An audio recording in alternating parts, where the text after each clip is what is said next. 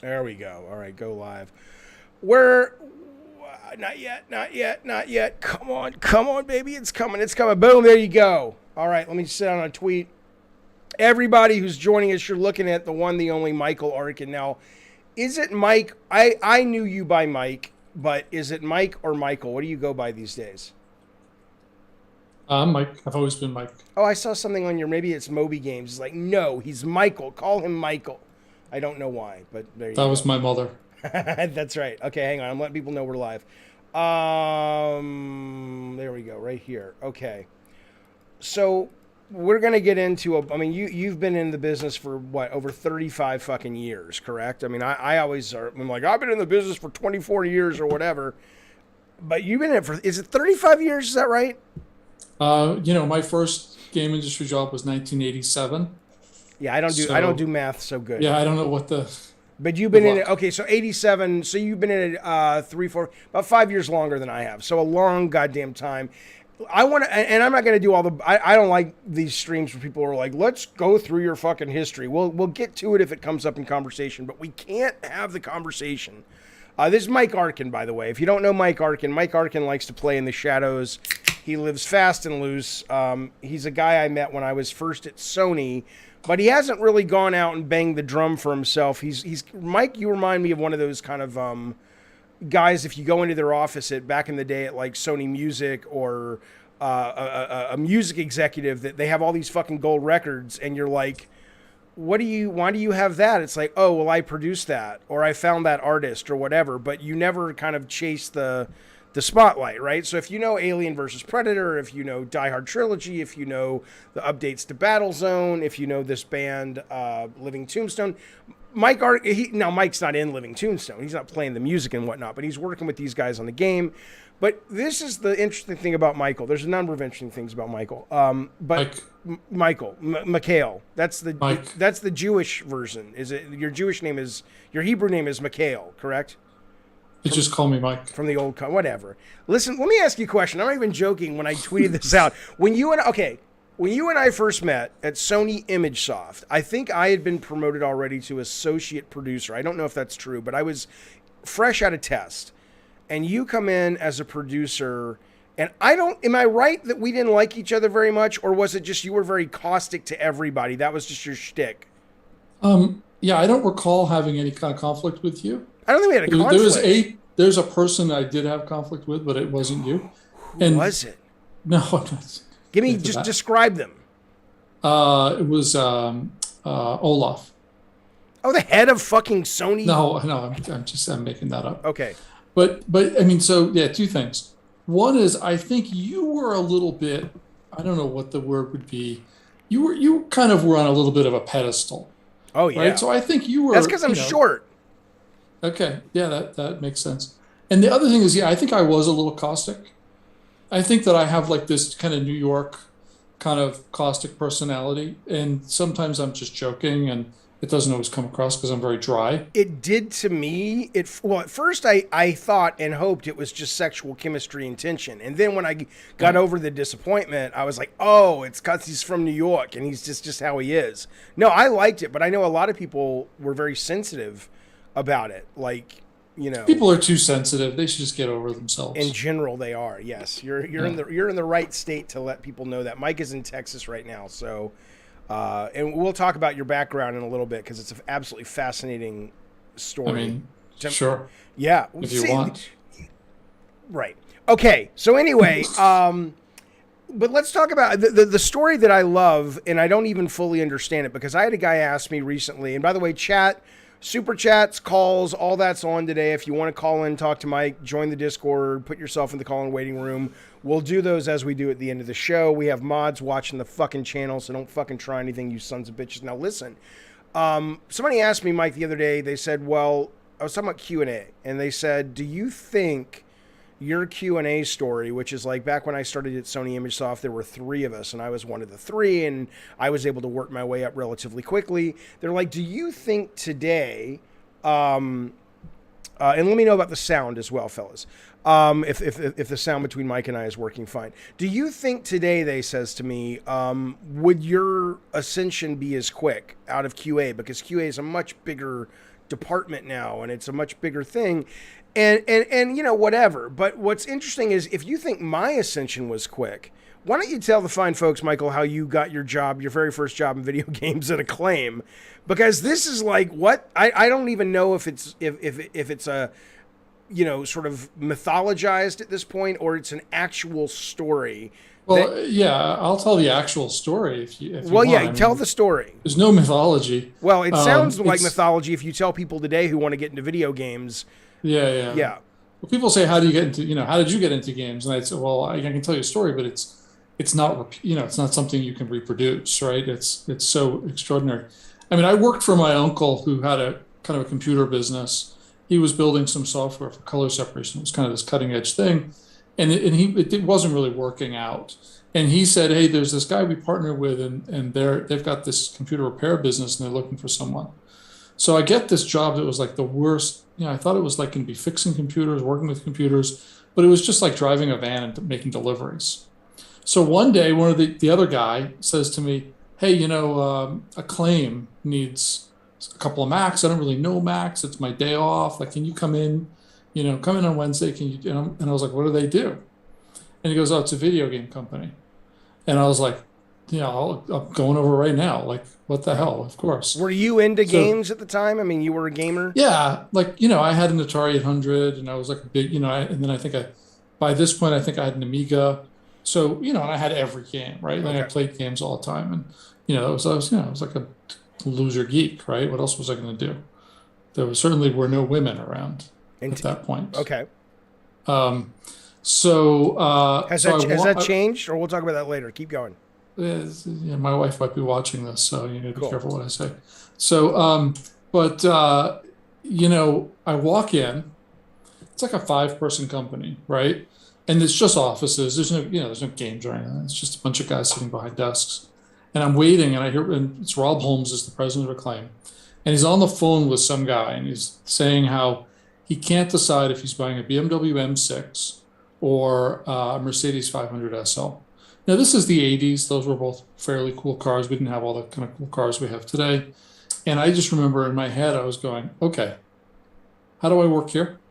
Right. How do I put my life, I'm 18 at the time, right? So, you know, I drive a Toyota. How do I put my life into a place where I can be on the phone making a decision like this? This is your Jonah Hill moment at the Denny's with Leo DiCaprio, right? No idea what you just said, but Fair Jonah enough. Hill seems like a nice guy, and DiCaprio, I don't know. Do you ever see The Wolf of Wall Street? That's exactly what happens. Sure. He walks up to him and he's like, "Okay, what do you do for a living?" He tells him, he says, "I want to have what you have." He's like, "Fine, quit your job, let's go." Right, exactly. So he gets off the phone. We do something. I know how to use Macs, which no one else knows, and he goes, "Hey, maybe you can come in and help like train people with computer stuff." And I'm like, "Yeah, great. I'd love to do that." And I said, "Look, I'm really into video games. Like, can I help you with the game thing?" Right. And at the time back then, Nintendo had a room full of people called game counselors. Mm-hmm. And you could call them and ask any question about any game. And they had on the computer, they had maps of every level and walkthroughs of everything. And they would go through and tell you how to get out of everything. Right. And so they were like, "Hey, we need a game counselor. Do you want to do that job?" And just so people know, Acclaim at the time, I mean, they I don't know if they had Mortal Kombat yet. That was 92, but I mean, this is like 4 years before that. They had like 3 games that had been shipped at that time. And they were publishing, but they weren't developing them. Right. So Acclaim was 2 guys from Activision and a guy who was a distributor, and they got together and started this company. And they just went to Japan, scooped up games that were already finished, right? Tiger Heli. That was a great game. You know, I think it was Summer Games or Winter Games. Yeah, I think it was Winter Games, 3D World Runner. So they just grab these games and, you know, do packaging, do marketing, and ship them in the U.S. and sell like 5-6 million copies each. Amazing. And it was, you could, in those days of the NES, you could just print money. Yeah. You were only allowed to do 5 games a year. Right. That was the license agreement. But you could make, you know, $100 million each or something crazy like that. Insane. So they had shipped a couple of games, and, you know, So I said, look, I want to do this game thing. And we need a game counselor. Greg walks in, he says, hey, talk to Greg. And Greg talks about games he worked on at Activision. And I'm like, yeah, I have all the Activision games because, of course, I had everything. Right. And they hand me a controller. And they say, here, play this. It was Wizards and Warriors, developed by Rare, when Rare was just a work for hire, 10 guys in a farmhouse. Okay. And I played the game for like 2 or 3 minutes, and I was like, yeah, this is kind of fun. Like they saw that I knew how to hold the controller, and that was it. I got the job. Right. So they said, hey, we want to hire you for $10 an hour. And I started to say, well, I was kind of hoping for 15. And then Jimmy Skorpowski, who was the third owner of the company, walked in right as I said that. And Jimmy is this big, loudmouth, like New Yorker. Right. Right? Kind of like maybe like Jonah Hill. Okay. Story you were telling confused me. So, and he walks in, he's like, what? What the fuck? $10 an hour? That's a lot of fucking money to play video games. So what'd you get? And so, it's overwhelming. This guy was like a force of nature. And I was just like, I'll take it. $10 sounds great. Like, I'm good. Oh, I thought you was going to talk you down to like 8 or something. No, because I was asking for more. Gotcha. Okay, so you started so the way people tell it to me though, because when you first came to Sony, I'm like, well, what's his experience? It's like, well, he walked off the street and got a job at Acclaim.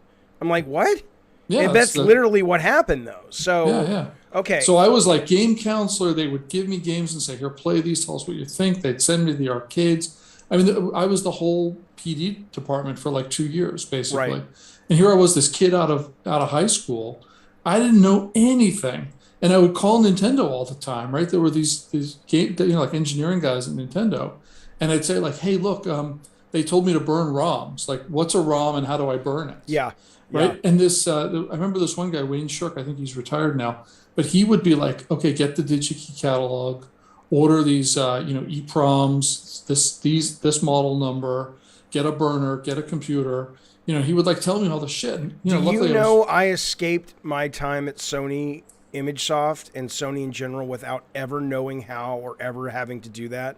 I would always find a way to pass that off because I had no fucking idea when people were talking about EPROMs and talking about how to burn it from the developer and download it. I'm like, I don't know what the fuck you people are talking about. I'm over here, working on level designs and shit, but I still barely understand it. So, but I loved that stuff, and it was fun for me, and it was fun to learn. Yeah. And I had this really unique experience, right? That you can't replicate, which is where they threw me in a room and said, tell us what you need and just do whatever needs to get done to get these games out.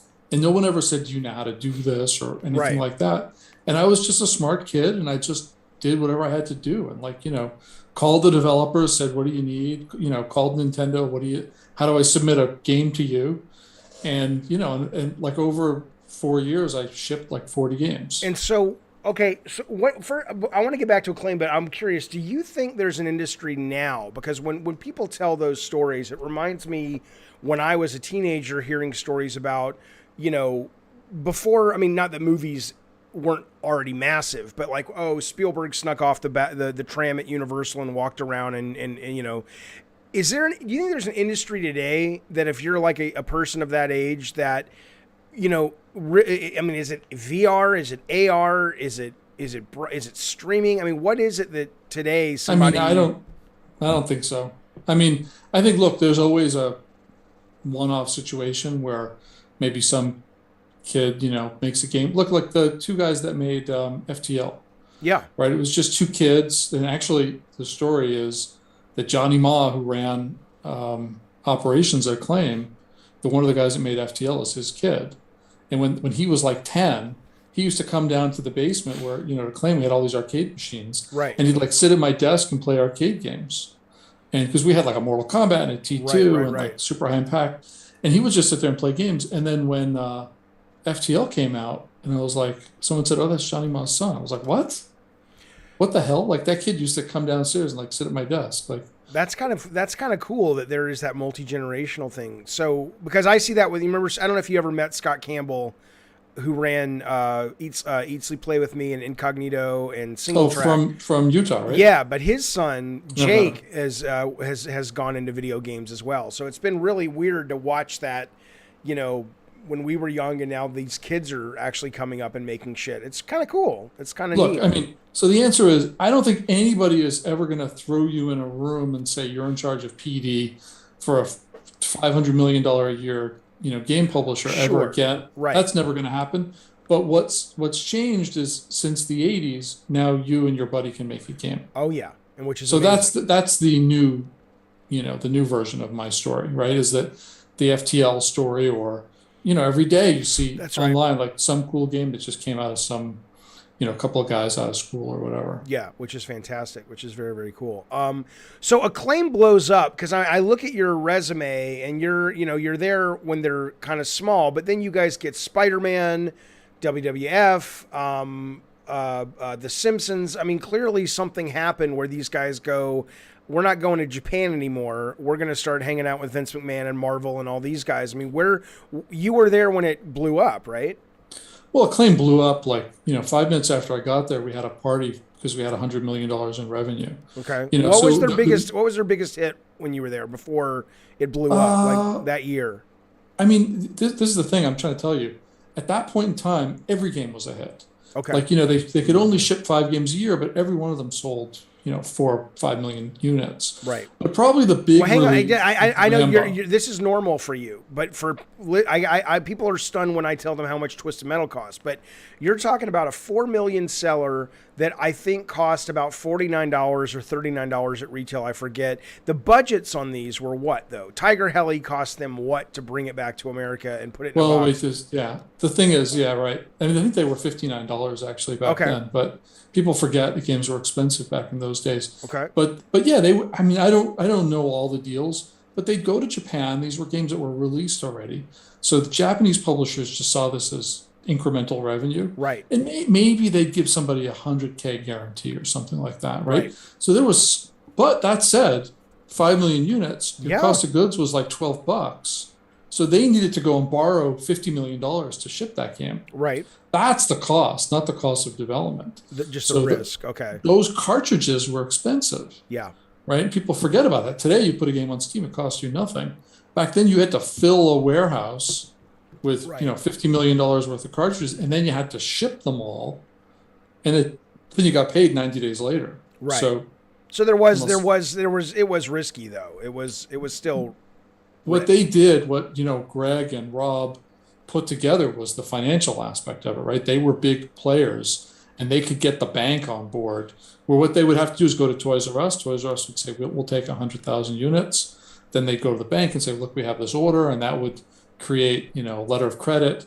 So there was some smart guy stuff that had to happen there. But yeah, I mean, Acclaim blew up. When I got there, and I asked them, like, what's the strategy? What are the products? And Rob said to me, look, every game has a marketing hook. And that's what makes this work. So 3D World Runner had the 3D glasses. And he said, it doesn't matter if it works or not. People think it's cool and they're going to buy it. Right. Tiger Heli was an arcade game.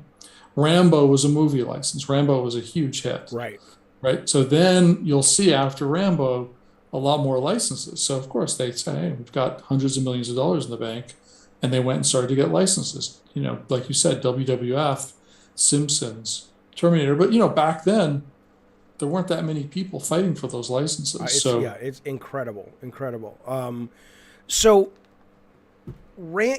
remember. So like Rambo was it kind of like an Operation Wolf, like first person cursor game? It was like a side scroller. Okay. It was like a side scrolling platform game almost. I remember renting that one day and seeing it going, oh my God, there's a Rambo game. This is fucking awesome. I don't remember if I liked it. I'm sure I did, but it's been a long time.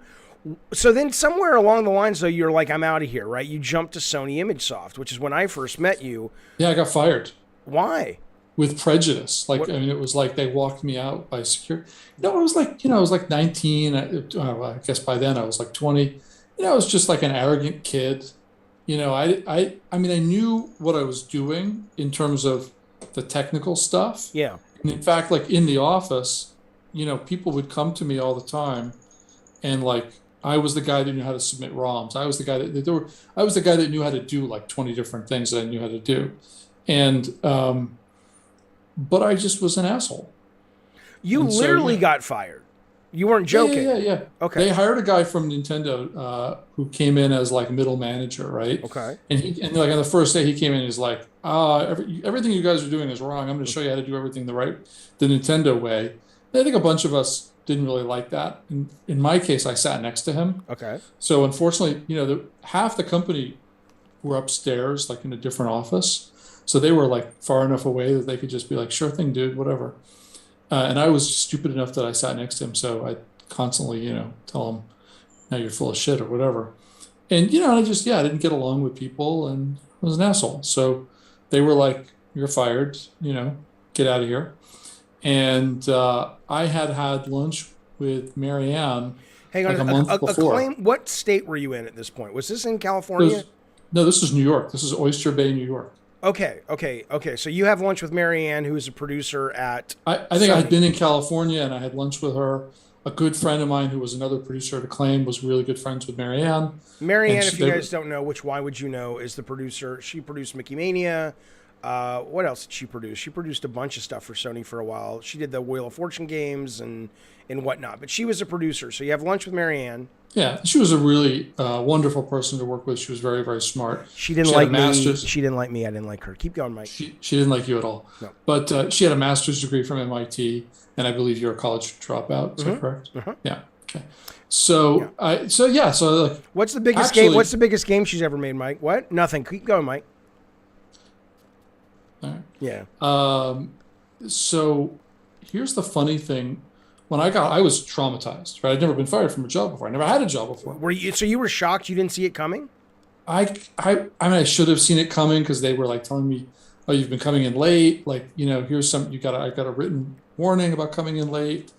But I had gotten written warnings like every 6 months for 4 years. So, right. And it was always for like stupid shit. Okay. So I was traumatized. I didn't know what to do. I was kind of freaking out. So the first person I called was Jeff Braun, who was the CEO of Maxis. Okay. Who I had become very friendly with because we were talking to them about doing some publishing of their product and things like that. And he was just a super nice guy. And I was like, Jeff, like I got fired from my job. I don't know what to do. Like, what the fuck? And Jeff was like, look, you're a producer. You've shipped a bunch of games. You're in fairly high demand. You're not going to have a problem. You'll get another job. Just put yourself out there. Everything's cool. You'll be okay.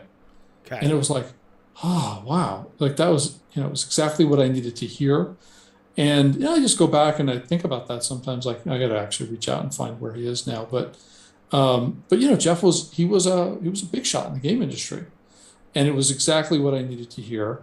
And I made a bunch of calls and I called Marianne. I said, hey, I'm still looking, or I'm starting to look, because I talked to her about, maybe working at Sony. And she said, look, the opening we had is not open anymore, but I'll let you know. So I went on some interviews and things like that. And then like 2 weeks later, she called me and she said, look, there's a producer here who got a bunch of his stuff. He had too many projects. A bunch of his stuff got taken away from him. It has created an opening. Like, can you get out here, tomorrow for an interview kind of thing? And I was like, yeah, sure, great. And they put me at the Lowe's. This is in February. At the Lowe's Hotel on the beach. Nice. God damn. And I had double French doors that opened onto the beach. Yep.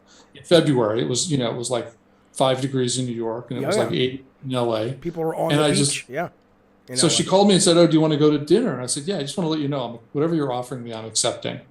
So, because I just opened the doors and walked out to the beach, in Santa Monica. Right. And I'm in. Like, right. I'm done. And she was like, okay, yeah, you actually have to interview first and all that stuff. So, I went through the interview and it was fine. And they offered me a job and they moved my stuff and my car and flew me out. And, I felt like a big shot. It was kind of cool. Well, and that's probably why when you started there, and again, I don't remember I don't remember what I was doing at the time, but it was like, probably because I wasn't even aware of that job. I don't know which producer you're talking about. I think maybe it was Alan who had too much on his plate, but I don't remember. But regardless though, probably it was like me and Mike Yam, who is also a designer, going, who the fuck is this guy?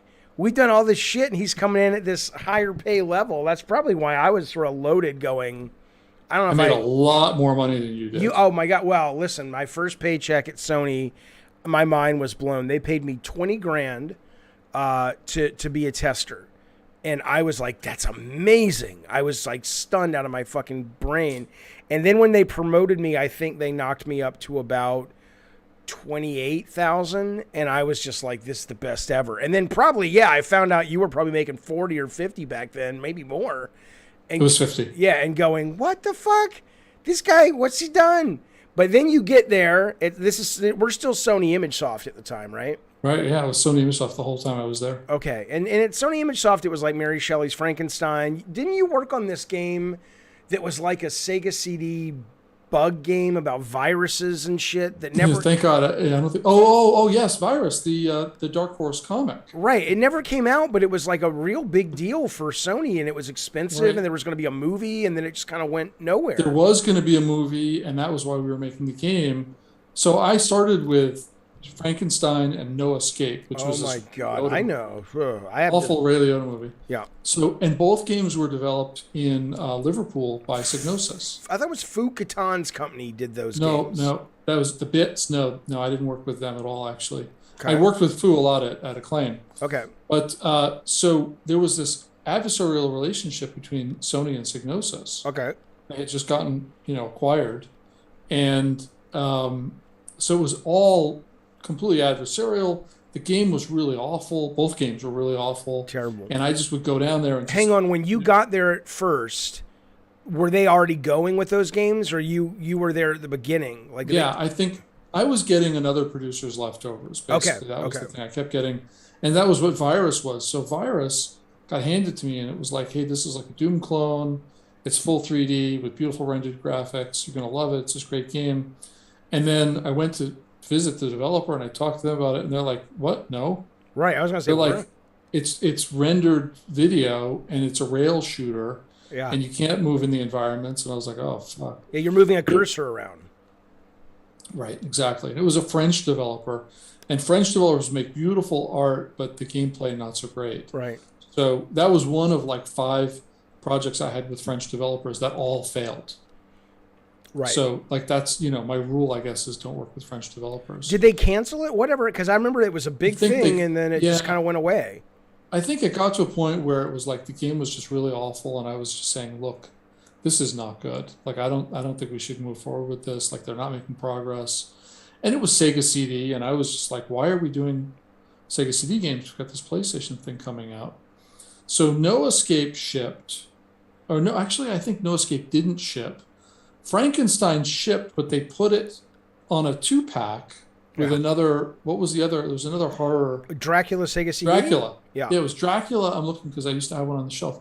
It was Dracula and Frankenstein. Yeah. And then No Escape they just killed when we had finished it. I thought it came out. I thought you can still find No Escape, and maybe it's kind of like collectors can find it or something. I've got like a mock-up with a burned disc in it. I don't even know if it works or not. Right. So, but yeah, your 2-pack was like if you go into the grocery store now, and it's like here's a DVD that you can buy at the grocery store, Rite Aid, that's like Abbott and Costello meet Frankenstein and Air Force One with Harrison Ford. Sure, fucking put them together and sell them. I mean, that was it, right? I mean, that's how it was. It was. In fairness, it was terrible. Air Force One's a great movie, but it is. So is Abbott and Costello meet Frankenstein. Those games basically sold nothing. Yeah. And I had spent the whole time I was there essentially trying to greenlight new stuff. Yeah. And they were really process focused because there was weak management, and that they would just send me in circles with the process. Like, oh, we need this form filled out, or now we need you to do a P&L. Okay, now you need to get these 6 other people to sign off on the P&L. And in the middle of all that, my friend Paul was at Acclaim still, and he was interviewing around at places to get out of Acclaim. And one of them was Fox. And I said, hey, look, I worked on these Simpsons games, Die Hard, Simpsons, Aliens, all stuff I love. Like, can you go there and take me with you, please? Right. And it was, that's how hard it was, right? It was so you're at ImageSoft, and because ImageSoft, if people don't know, was historically known for making shit. Every now and then something good would come out of there. Skyblazer and Equinox, most of it was from Alan, really, but Skyblazer, Equinox, and what have you. But most of the games were utter crap for a number of reasons. But you're coming from a company that makes big hits Yeah, but dude, I Acclaim. worked at Acclaim and the games were all crap. So ImageSoft games were actually quite good in comparison. Really? Yeah, Acclaim games were all dog shit. Maybe back then when I was playing them, I didn't know any better. When I'm I mean, playing they Tiger literally, Heli, people called it Acclaim Lame, Lame. You know, I mean, there were all these people online just, well, there was no online back then. but you were later used to on. having hits, though. You were used to the money coming in and getting bonuses and all that shit. There were no bonuses. Okay. But now, so Well, at ImageSoft, they had this great bonus program, and every quarter I'd get a check for like $100. right. Well, You remember those? I never, no. I didn't get checks till they became Sony PlayStation. I never got, Oh, I okay. never made any money at ImageSoft. Well, but- so Kelly Flock came on board, right? Remember there was this whole thing where Kelly was like, we're not moving to Northern California. I remember. Because Stan Roach, who was before Kelly, had said he wanted to move to Northern California, and Japan said no, so Stan left. Right. So Kelly's like, we're not moving. And then like 2 weeks later, Kelly's like, the deal for the office is signed. Your jobs are all in Northern California. Yeah, I remember that. And I was like, I just got to LA. I don't want to move again. Like, I like it here. I was like, forget it. I'm out of here. But, my friend Paul was going to Fox, and he said he'd take me with him. So I was like, cool. Take me with you, please. All right, before you get to Fox, though, I want to talk about one thing at ImageSoft I remember, because I think you were there for this. By the way, somebody in the chat is saying, and I think he's right. He says, I've actually played No Escape. It's kind of an oddball side-scrolling game with sort of Metroidvania elements. So, Nope, that's not it. somebody look up No Escape in the goddamn chat, and let me. It was the same game as the Frankenstein game. Yeah. They just made two games. So what it had was you walked around in isometric and collected parts to build Okay, things. no, you know what it was? Sony ImageSoft made two versions then. There was a Super Nintendo and a Sega Right. and a Sega CD. So the one you worked on was may just Sega CD. right. Okay, so there was a Fukuton Bits version of it. Yeah, I think That was you're a right. side scroller, which is what this guy's talking about. That's Yeah. exactly okay. So, were you there when we were doing Johnny Mnemonic? Oh yeah, sure. Yeah, that was Okay. Marianne's project. That's right. So, if you don't know, Johnny Mnemonic was a movie with Keanu Reeves, which was all about virtual reality that came out about 4 years before The Matrix, and it was a dog. And somehow, his agent was wise enough to go, I know you've already made one of these and it tanked. Go make The Matrix, right? But we did a Johnny Mnemonic game, and it was the most expensive game Sony had ever made. And it was like full video production and all this shit. Yeah. And it wasn't with Keanu, though. It was a new actor playing. And the guys who made it, I know they were covered in Wired and stuff, and they were like being heralded as the first guys who get interactive movies. Do you remember Was all it this? Propaganda? It might have been Propaganda Studios, yes. Yeah. So the thing was, at that point in time, when we went from cartridges to CDs, everyone was saying, what do we do with the CD? Oh, we can put video on it. So people thought the future of gaming was video. Right. And so you had all these things that were like Ground Zero, whatever that Texas, game was. Ground Zero, Texas, yeah. And Night Sewer Trap Shark, and- yeah. So that was what Sony, being a media company, thought was their future. And so that, they were going heavy into these things. They had like 5 of them in development at one point. And so Johnny Mnemonic was, not just that future, but also tying in a big Sony property, right? Right. That was this, they thought was going to be a big hit. And they went and did. I mean, I don't think the budget was, maybe the budget was like a million or two, but Yeah. that was That was a an lot. enormous amount of money back then. Oh, right? yeah. And they shot at some famous hotel in LA. It's a hotel where Bobby Kennedy got shot. Okay. It's like a landmark LA thing where they shoot a lot of things because it's abandoned. And I went down there a couple of times and it was kind of cool. I had nothing to do with that game at all. That was like Marianne, and Connie Booth was involved in that. Mm-hmm. And then there was this little Psygnosis team, like in the next suite over, and they were doing the PlayStation version. But the reason I ask is do you remember the producer on that stole all the footage and tried to blackmail Sony? I'm not going to say his name. He was a guy who came in one night, and he basically got the hard drives, and he tried to tell Sony, it's like, basically, if you don't promote me or give me this much money, I'm going to just destroy the footage. You don't remember this guy? His name started with a Z. Yeah, I know who you're talking about. That sounds vaguely familiar, and I have a couple of stories about him that I can't tell. Sadly, because it's legal stuff. But oh my god. Okay, but what kind of stories? Like, did he get in a fight and kill someone? Stories, or more like more like on his first, he got fired from a job on the first day because he slept with one of the developers. Why is that illegal? It's not illegal. That's encouraged at Activision. I worked at Activision too. I know you did. I know you did. I didn't sleep with anybody. Not even Bobby Kotick. I think you have to. It's like Bobby Kotick is the Roger Ailes of video games.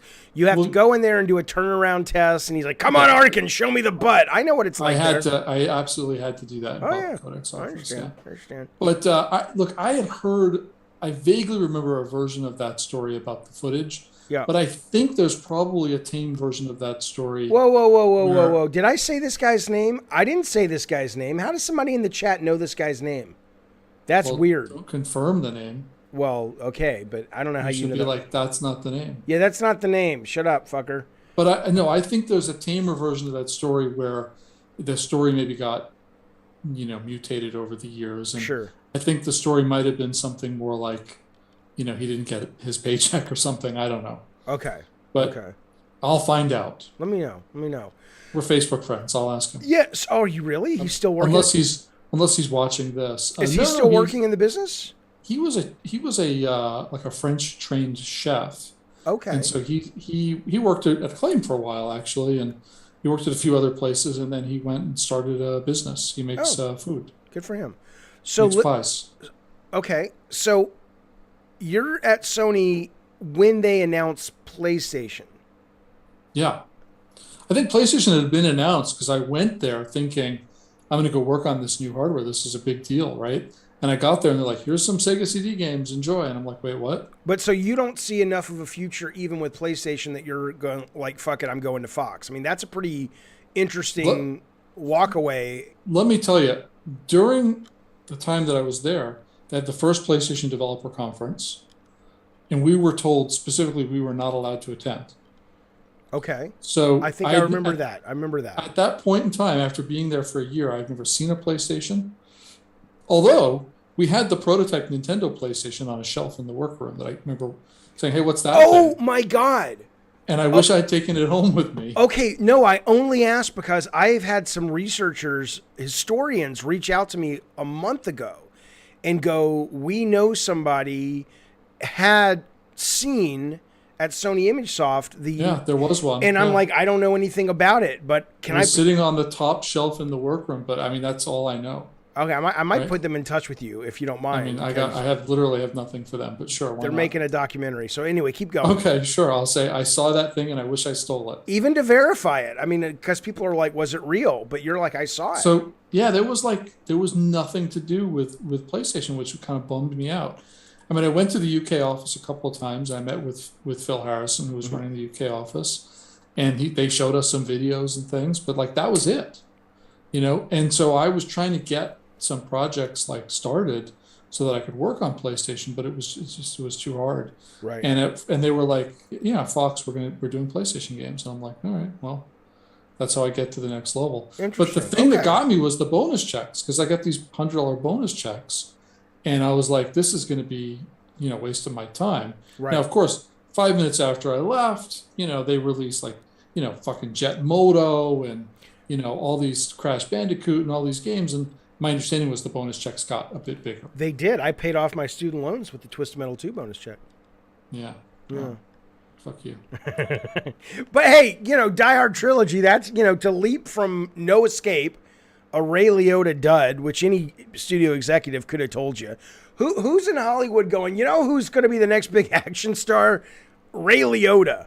I love Ray Liotta. I do too. He's an awesome actor, Goodfellas. Yeah. And I've even seen him in some stuff lately where he just kind of pops up and you're like, oh, fuck, that's Ray Liotta. He's awesome, but he's not a fucking matinee idol. That movie did not have a single female actor, whatever, in it. And to me, right there, that's it. Why? Like, it's a bunch of dudes. Well, you know why? Because it's based on The Penal Colony by Franz Kafka, about a bunch of dudes who get put on an island as prison. They could have thrown in a couple of chicks. I don't know. It was a terrible movie. It was a terrible game. So yeah, so I went to Fox and they were working on this Die Hard thing and they showed it to me and I was like, this is awesome, right? And it was Probe. Probe I had worked with at Acclaim a bunch. Yeah. So I knew Fergus really well. Wait, hang on. Is that the first game you get there and it's Die Hard Trilogy? Yeah. And how did that come about? Who pitched that? Well, so Fox had a guy who was a licensing guy named Scott. Yeah. And he was doing games just where he was like, I can make games. So he signed up 2 developers to make, it was like Page Master, Uh-huh. and I forgot what the other game was, honestly, but they were like just 2 kind of, basic, 8-bit cartridge games, or 16-bit cartridge games, I Right. should say. And so he signed this deal with Probe. I guess, he knew Probe through Acclaim probably, or, maybe one of those cartridge games was Probe, maybe Page Master, I don't remember. And so he signed that deal, and they were working on the game for like 6 months or something. And I showed up, and the tech was really solid, and like they seemed like they knew what they were doing. And it was actually 3 different games. And so right when I got there, they were saying, "Hey, what do you think? Should we make this into like one game?" And I said, "Oh, Wait. I want to be clear. You're saying Die Hard Trilogy, they literally thought they were going to make and ship 3 unique individual games.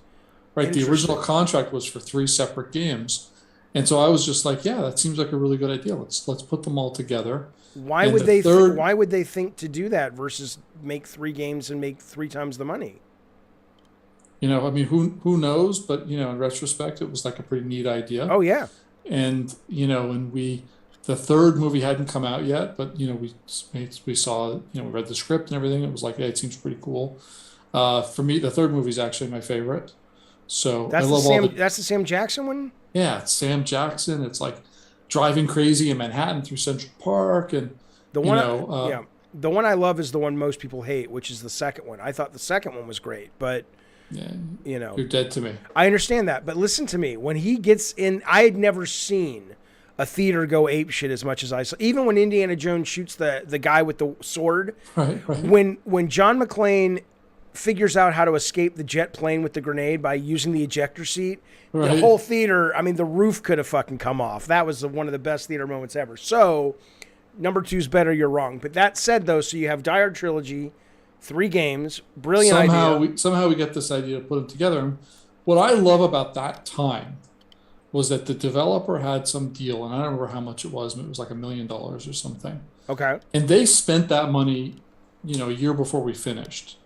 But back then, developers didn't like say, "Oh, we need another million" or whatever. They just kept working. Right. And I would go down there and I would say, "Here's like 20 things we should change. Let's fix this. Let's add this." And they just kept going. And my management was like, "We want to ship this, but we want it to be the greatest game ever." So they were like, "Just do whatever you need to do to make it a great game." Did that feel to you like, were you able at the time to recognize the difference between, because I don't think you ever would have heard that statement coming out of your bosses at Sony ImageSoft. "We don't care if it's late. We want the best game ever." And here you are. I mean, that must have been, I mean, if Yeah, I was way too young to appreciate what was happening at that moment, right? Okay. It was because Fox is a multi-billion-dollar film company. They don't give a fuck if they ship Die Hard Trilogy in Q1 or Q4, right? Right. Nobody cared. You know what they cared about? They cared about was Bruce Willis happy. That's all they cared about. Right. They cared about the number 1 actress on the internet was Sandra Bullock. Right. So they would come down and say, "Okay, guys, you guys need to do something with Sandra Bullock because we need to make her happy." Because she, Speed and the net and all that was making, hundreds of millions of dollars for Fox. Right. And so we took a meeting with Sandra Bullock's dad because he came in to pitch something. We thought he was going to pitch like the Sandra Bullock game or whatever. We didn't know. And he pitched using like PlayStation as Army field manuals. Okay, that's Some kind of like ebook thing. And we were just like, "Oh, we're going to get right on that. Sounds great." And the other one was Jim Cameron. Jim Cameron was this blow up star. So they were like, Yeah, Jim Cameron wants to do a Titanic game. That's We amazing. don't You care. never did anything with Cameron. That's crazy. Why did that never happen? Well, no, what happened was they said, "We want to do a Titanic game." So I internally said, "Let's do a thing where you're a time traveler. You're on the Titanic. You're trying to stop the thing from crashing. It's a whole, like a Nazi plot or something." I had some crazy idea. And they were like, "Get the fuck out of here. You're insane. Like, that's the stupidest idea we ever heard." And so what they ended up doing was like the Titanic, like compendium. It was like, props and things. It was like like an educational, like, kind of thing. I didn't do it. I wasn't involved in it. They brought in like another producer for that. But I had a bunch of meetings with some writers that were like Jim's guys. Right. They were like, "These guys will write this thing for you." But all the studio cared about was, Jim's our moneymaker. We don't care if the game doesn't make money. Just do whatever Jim wants, Okay, so he didn't want an actual game. He wanted more. He wanted the continuum. I don't think he was even involved. Okay, You know, honestly, I think it was just a typical Hollywood thing where it was just, you know, you had some meetings, nothing came out of it. Was Bruce Willis involved in the Die Hard game or not really? No, not at all, which was kind of weird. Well, we had to do VO for all, especially for Die Hard 3. There's a lot of VO of Bruce and Samuel Jackson, and we worked with. You know, I think I said, should we use Bruce? And they're like, oh my God, that'll be like $1 million. Right. So we worked with Lonnie Manelli, who's the greatest VO director in video games. You know, Lonnie's voice has been in probably thousands of games. Okay. And she has teams of people who, you know, you can just say to her, we need these actors, and she'll just do it. And so she found a guy that sounded just like Bruce Willis. Got it. And so I was like, okay, great. Here's the lines. Go record it. You know, have a good time. And then Fox had this lawyer, this really tough lawyer, Jamie. And she walked by my office. Oh, I hear you're recording Die Hard tomorrow.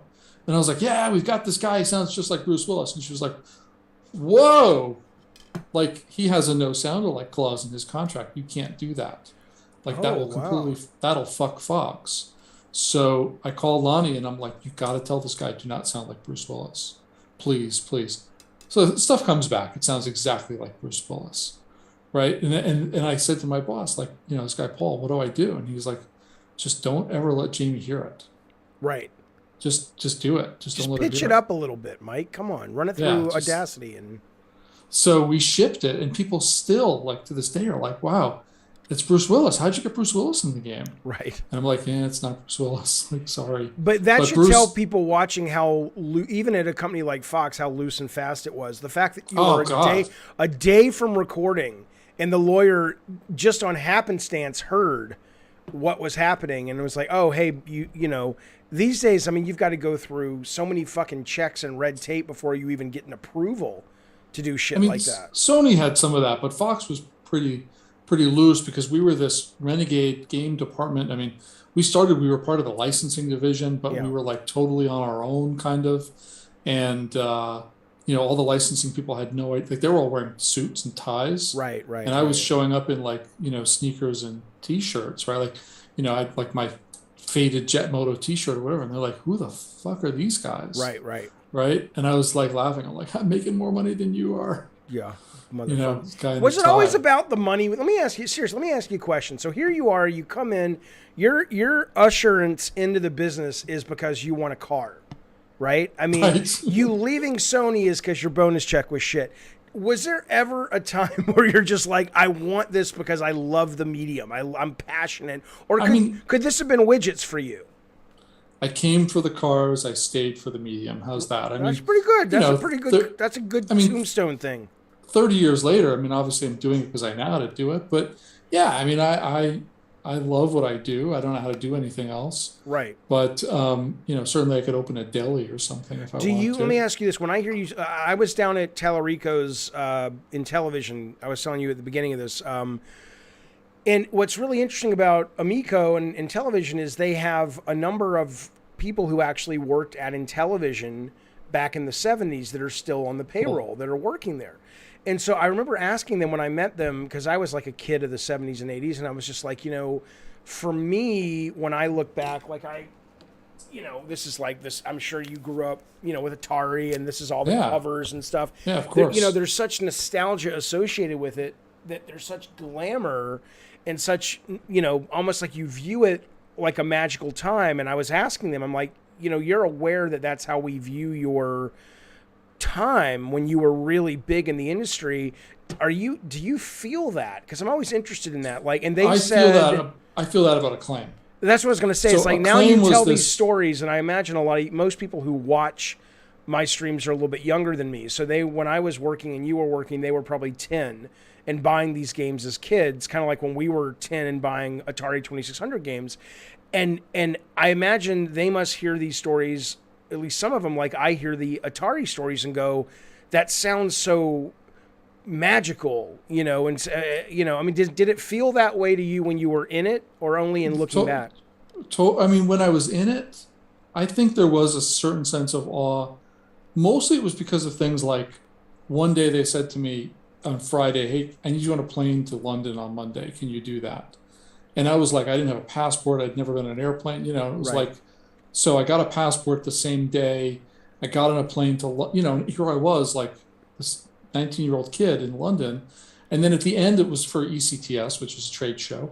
At the end of the show, Rob and Greg go, we're going back to New York, and we don't want you to come home for like 3-4 days. Okay. So enjoy the city. Wow. They're like, just enjoy. And I was like, I just want to go home. Like, oh, fuck this. Right. Yeah, but I went, I did some touristy stuff. I ate in a restaurant by myself, which was really awkward. And, you know, and I just walked around London. Right. You know? And so for me, like, when you passed, that was your first time in London? yeah. So when you passed people, were you like, hello, governor? Was it like No, that? I think I was more like, I'm an American. Like, we won the war. Ha ha ha. That must have been great. Okay. And I was like, oh, too soon? Right, yeah. 200 years later? Yeah. No, but I mean, so for me, that was the, you know, they put me on a plane to go to, you know, arcade trade shows, you know, once a year, and you know, CES twice a year. And, you know, CES had the porn show. So I was like, you know, 19-year-old kid at the porn show. Like, I remember watching, that. That's right. you know, watching women, like, you know, eat each other and stuff. Whoa. What? You're talking about the porn VHS convention that happened during CES. Yeah, it was like But downstairs. where was, yes, and I went, there was never a booth where women were eating each other. What is this? I don't know all the details, but there were in the earlier days, the first like year of that show, things were a little bit wild, and then they start to have rules like Don't think eat there was, each like, other. no sex and stuff like that. But it was the first time I went around there. It was pretty wild. And again, like I was like 18. I was just like, whoa. Oh, wow. Okay. Yeah, This is no. insane. Okay. So Acclaim gave me a lot of like crazy. I don't know if opportunities is the right word, but experiences. Got it. Yeah, You yeah. know, and like meeting a lot of like top developers, and you know, 3 times a year hang out with the stampers from Rare and talking to them about cars, and like, you know, traveling and you know, I mean, going to Midway. I mean, I'd get on a plane to Midway with Rob and talk about, you know, we had this long-term deal with Midway for games, which obviously, you know, peaked with Mortal Kombat. Right. But I did a bunch of Midway games before that, Arch Rivals and Narc, and oh god, Narc was like the greatest game I've ever worked on. Ever played Narc? I love Narc. Are you kidding? Yeah, Narc was awesome. one of the first games I ever finished at the arcade, but that was because you could keep putting quarters in until you got to the end. I love that game. So, you know, there was a very informal process with Nintendo back then. It was Howard Phillips did the whole thing himself. And we got back like a 4-page memo about Narc. And it was Okay. like, remove all references to drugs, remove all references to drug dealers, remove all references to doing drugs, remove all references to crack, remove all references to pot, you know, ganja, you know, prostitutes, wow. It's like, why don't you just cancel the fucking thing? clowns with knives. So what happened? So there was a negotiation, and I think we had to change a few things. Right. So if you look at the NES Narc versus the arcade Narc, Oh. there are a few things that are different. Nothing dramatic. I think the big stuff got left in.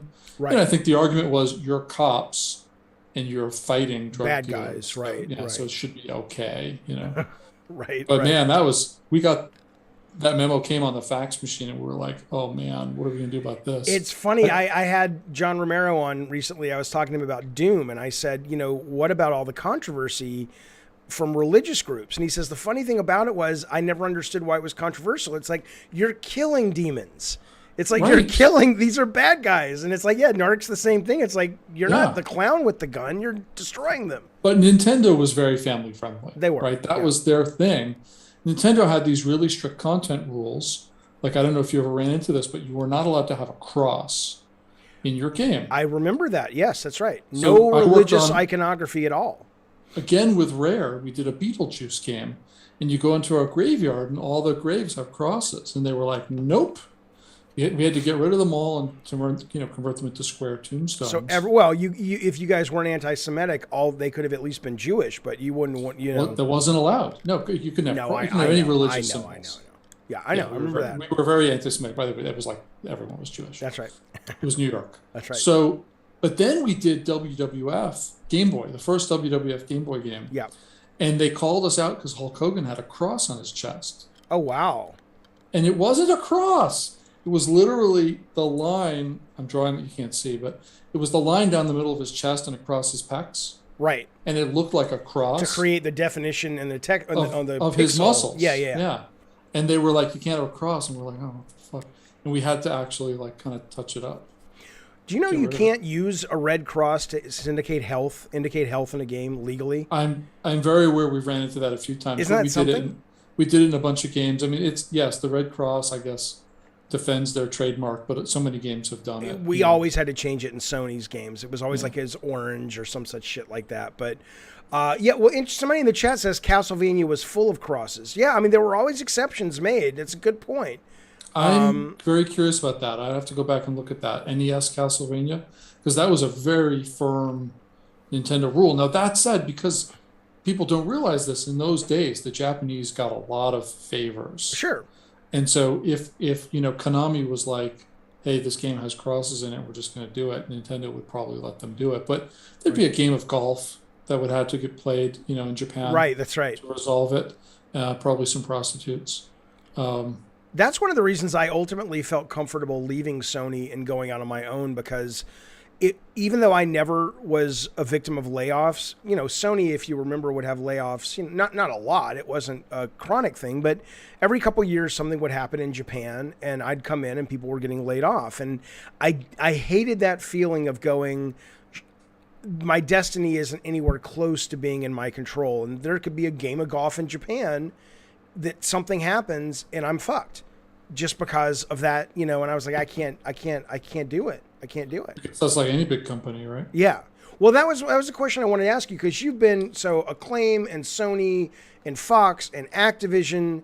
I mean, you've been at the bigs, and then now you have a small company, 10 people, you run it yourself, it's virtual. At what point do you say, I want out of this rat race and I want to own the maze that the rats are in? Even though it's smaller, it's yours. I mean, what is that? What shift happens to go, that's what I want? I think it was a little more pragmatic than that. Okay. I think the problem was I was in LA, I was doing production, right? So I got to a point where I was, an EP. Right. So how many EP jobs are there that open up in LA every year? Just hang on a second. I want to make sure people are clear on this. When you say you were an EP and you're doing production, because a lot of people don't know your role. A lot of people hear these days developer or producer, and they think, I don't know, Yumi Yang, Shannon Studstill, these people who are in the office with the developers all the time. But you were mostly your career as an external producer, correct?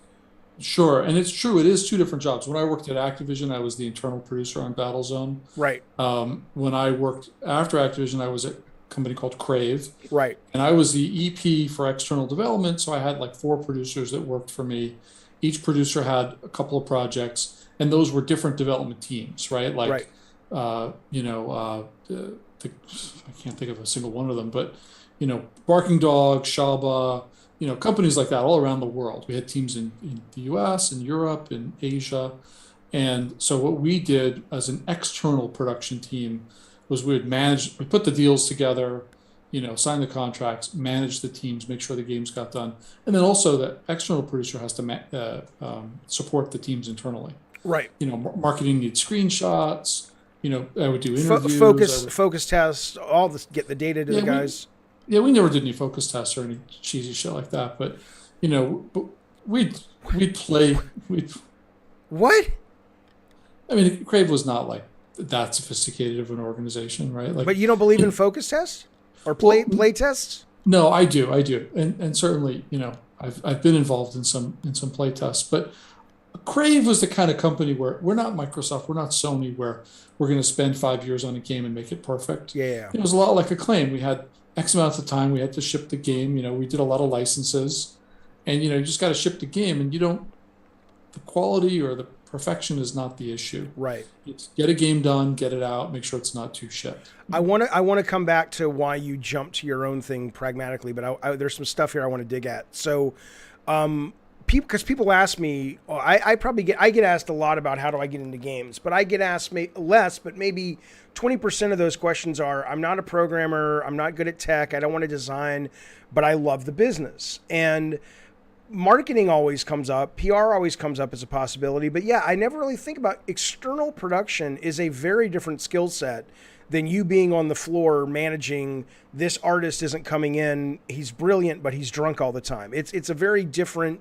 Oh, that guy. Right, yeah. It's a right. I mean, would you agree that if you might that it's a good play? There are still people who can do really well in games that are more executive kind of producers versus on the floor line producers, right? Yes, but leaving Fox and going to Activision was valuable for me because I learned about that internal, like knowing how a developer works helped me manage my next set of developers better. Sure. But then leaving Crave and having my own studio, which was a studio called Zono, then I really had perspective because at Activision I didn't have to pay the bills. Right. And at Zono suddenly I was like, oh, I've got 20 employees, I've got to find work, I don't want to lay people off. You know, the harsh aspect of running the business, that really helped me because then when I went after, Zono and I did things where I was managing external developers again, I certainly had a much more empathetic relationship with my development teams, right? Because I knew they had to get paid and things like that. So I think the best producers can do both. Right. Okay. And it's hard, by the way. When I transitioned from when I went to Activision and they were like, here's your team, I'd never done that before. And I had literally no clue what I was doing. And I was a huge failure. And like I went through that project and they solely took responsibilities away from me. And it got to a point where I was just like, I can't do it. Like, I'm just going to just try to get through the day without getting fired until tomorrow, Yeah. And the game shipped and, there are other people on the team obviously were very, very good. But by the end of that project, I learned, game development 101. Yeah, there was no mentorship. There still kind of isn't. But I mean, I can't believe I didn't get fired from Sony because I didn't have a fucking clue how games were made. And I just destroyed relationships with developers for Sony because I went in there thinking Jaffe showed up. He gets to tell everybody what to do all day. And it's like, no, you have to kind of massage this shit. This is political as much as it is creative, to get people to do what you want and to learn when they want is better than what you want. And you just have to learn on the job. I don't imagine it's that way now if you're starting. I imagine there's enough experience in the room now that you can kind of. I mean, I also think who in their right mind would hire an external producer and throw them into an internal producer position, right? Without these days, having ever done that before. So I suspect, that was a very like a unique situation for me. And again, it's like the story of my life. I wandered into this unique situation. Next thing you know, I'm sitting in this chair as a producer on this game that ended up being, an amazing, 5 out of 5 rated game. Right. Maybe I contributed a tiny bit. I'm sure occasionally I did something, and I worked on after the rest of the team left. They went to Found Pandemic, and I worked on some patches and things like that. Right. So, but it was my training. Right. Activision paid me, to whatever learn. it was to learn how to make games. When you were at Probe. Or Crave, you were at Crave, but Probe and Crave were related or no? I just get them mixed up. Acclaim bought Probe during the middle of Hard Trilogy. Acclaim bought Probe. Got it. Okay, that's why I get it mixed up. Because there was a game, I don't even know if you have any. Because I was surprised. I'm going to tell people in a minute the game you were affiliated with that I had no idea that's tied to Ken Levine. But but I was at E3 one year and I saw a game that was either from Crave or Probe, and it never came out. But I thought it was the coolest thing. And it was a Dig Dug like game, but it was inside the human body, and you were like some kind of virus just eating away at someone's insides. Was that? I've never heard of that. Okay, got it. Yeah, it never came out. But sounds cool though. Let's find out what that was. I'm at E3. I don't know when this was. My guess would be 98, 99, whatever. And I'm playing this amazing first-person horror game about this woman. I think it was a woman whose kid dies, and she goes into hell to get her kid back. Right. And I think it was called Lost or The Lost or something like that. The Lost, yeah. Right. So, and it just vanished. I'm like, oh, it was based on Dante's Inferno. Right. But so here's the thing. So I'm on a panel years later, and it's me, Ken Levine, and Todd Howard. Now, I like Ken Levine. I don't think Todd Howard probably, I just got you ever get a sense somebody just doesn't like you from the get-go, Michael? You ever get that sense? It's Mike. Yeah, right. So I just got the sense Todd was like, I don't like this prick. I don't know if that's true, but I really connected with Ken. I like Ken a lot. He's a smart, good guy.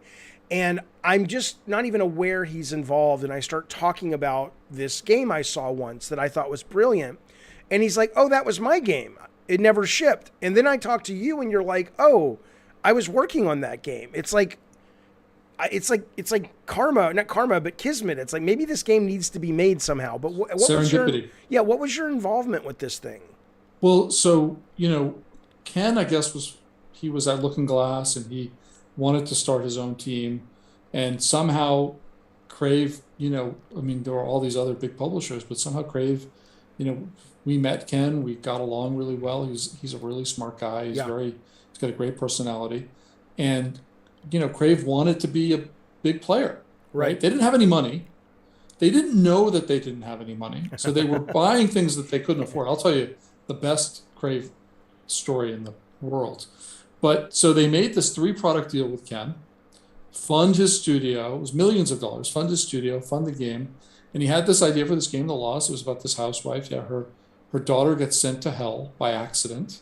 And there's this conflict in hell between like the different demons. The daughter dies and she gets sent to hell by accident. Yeah, I think so. Yeah, I think the daughter dies. It's not just like she trips and she's in hell. So she goes down there.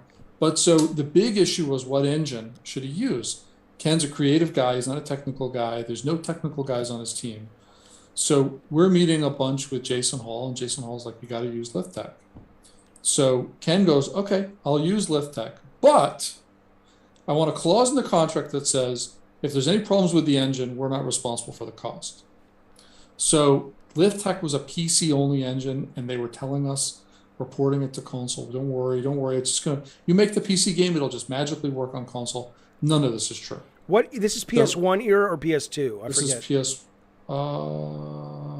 fuck. One of them. Okay. PS2. This is PS2. Okay. So they're like, no problem. So we get like a year or two into this thing, and the engine doesn't work. They can't get the engine to work. It's full of problems. And Monolith is like, oh, it works for us. And they've got a whole different version of the engine, right? We've got another game, Global Ops, that uses that engine. It's a multiplayer game, and the networking is shit, and the game ends up being, totally handicapped by the engine. So Ken is like, we have to switch to Unreal. And, Mark Rain was begging us to use Unreal for years. I think they might have given it to us for free. I don't remember. But so Ken then, to switch a game like that from one engine to another is a lot of work, right? It doesn't just drop in. So they spend 2 years, but the console side was hard. And the thing is, on PS2, the way to be successful was to use your own engine. Yes, that's right. And the way to not, there were very, very few games that used licensed engines back then, but you'd license the Quake engine because you were making a first-person shooter. Right. Or you'd license Unreal if you were making a first-person shooter that looked like Unreal. Right. So to try to do a third-person action game, it was a disaster. And the game, my understanding is that it kind of got finished, but Acclaim was going out of business at that point. And I think Ken sued and got the rights back or something.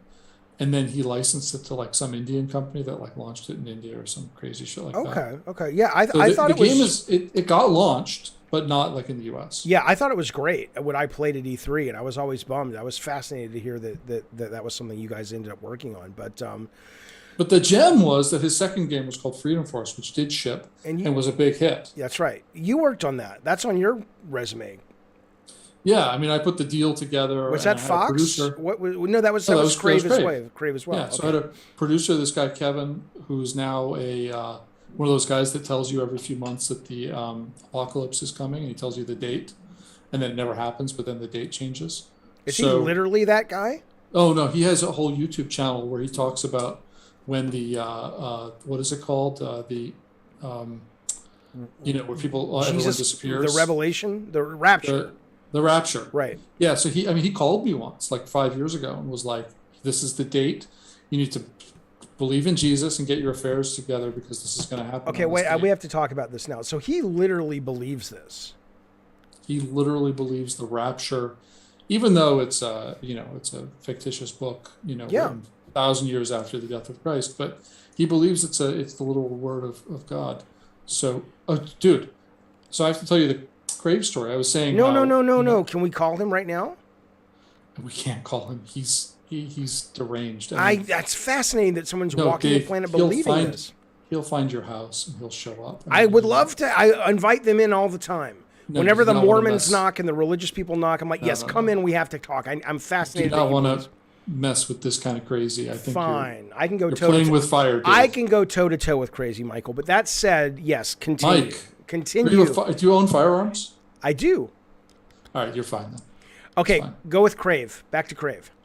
Oh, well, I don't. Sorry, I remember what I was talking about. Where I was talking about this, but I was saying, Crave didn't have money. Crave thought they had money. They didn't have money. So I have a good friend of mine, Stu Kasoy, who was an agent at the I time. remember that guy's name. I know who that is. Yeah. Stu sadly passed away about 10 years ago, 5 years ago. Stu called me up and he goes, I have this great game I want to show you. And he comes by and he shows it to me. And it's this World War II first-person shooter. And I love it. I'm like, this is really cool. And the team had made another game that was World War I. And he goes, here, play this other game. It's really fun. It was multiplayer. And we started playing it in the office. Okay. Right? Like during lunch, we'd have like these 3-hour lunches. We played this crazy game where you could jump in a tank, you could get in an airplane, you could fly around. And so we signed this deal. It was a $3 million deal for this game. It was PC, it was console, it had sequel rights, the whole thing. And we get the contract. It's not signed. We get the contract. And then I think it was Holly who ran Crave at the time, walked into my office and said, look, once again, we've realized we don't have any money. We can't afford any of these products we're signing up. We need to get out of all the deals we haven't signed. Don't tell me that game was that game. So she said, I know you've got a contract that's ready to be signed for Battlefield 1942. Oh, you motherfuckers. But you need to tell the developer you can't do it. So I called Stu and I said, we are apparently out of money. We can't do it. And I'm really sorry. This looks like a really good. And Patrick Soderlund, who ran DICE, I emailed him and I said, look, I'm really sorry that we had to back out of this. But if you ever need a tester, you call me and I'm going to test your game for you. Boy, I'll tell you what, Michael, if you had Mike, whatever. If you had been, you should have called, you should have called some people, let's go raise money. You could have started a publisher on the back of that thing. I mean, that's. I wasn't there yet. And I know. I got to say, at that time, it was just a neat game, but it wasn't like anybody looked at that and said, this is going to be a, multi-billion-dollar franchise or anything like that. Fair. But, that's fair. So they went to EA the next day. They got on a plane, they flew to EA, and they showed it to Tom Frasina. And Tom said, we like this, we want to do a deal. And they said, well, we're going to Microsoft tomorrow. Tom said, I want you to stay here in San Francisco one more day. Right. And the next day they went back and Tom handed them a contract and said, here's a publishing deal. It's everything you're asking for. Sign this today. And they did. Amazing how EA signed a deal in 2 days. Yeah, no, that's insane. That's insane. That's amazing though. And it's Battlefield 19, whatever it is now. That's right. And now it's fantastic. I love stories like that. I imagine they're happening every day in the industry, and we just don't hear them, and they don't seem relevant until many years later. But to have the ability to look at Battlefield though and go, I'm going to jump through all the fucking bureaucracy of EA in order to get this deal to you because I can see it's going to be that big of a deal. That's pretty good. Somebody in that room looked at that and just knew. They were like, this is it. We got to do this. Right. I love that. So my pragmatic story really was that, part of me was just like, there aren't jobs for me at the salary level that I want, right? Like, I was making 6 figures as an EP. And this is you were at Activision? This is when Crave. So before Activision. Yeah, Crave was after Activision. Oh, okay. So when Crave folded, basically, Crave was like laying people off all the time. And so I just, I was like, I got to do my own thing. I don't know if I have a choice. I don't know what I'm going to do, really. Right. What I did was I had lunch with everyone in town. Right. Like the Hares, the, guys at the Treyarch who I was buddy. Just everybody that I knew I had lunch with. And I had lunch with my old buddy Novak, who was old NES developer. And he had this team called Zono, and they were doing a game for Fox, Alien versus Predator. And I was like, Alien versus Predator. I worked on an Alien versus Predator. And let me say, you worked on the very first one, and you worked on, was it Extraction or Extinction? Extinction, yeah. So the first one, though, you worked on for Jaguar?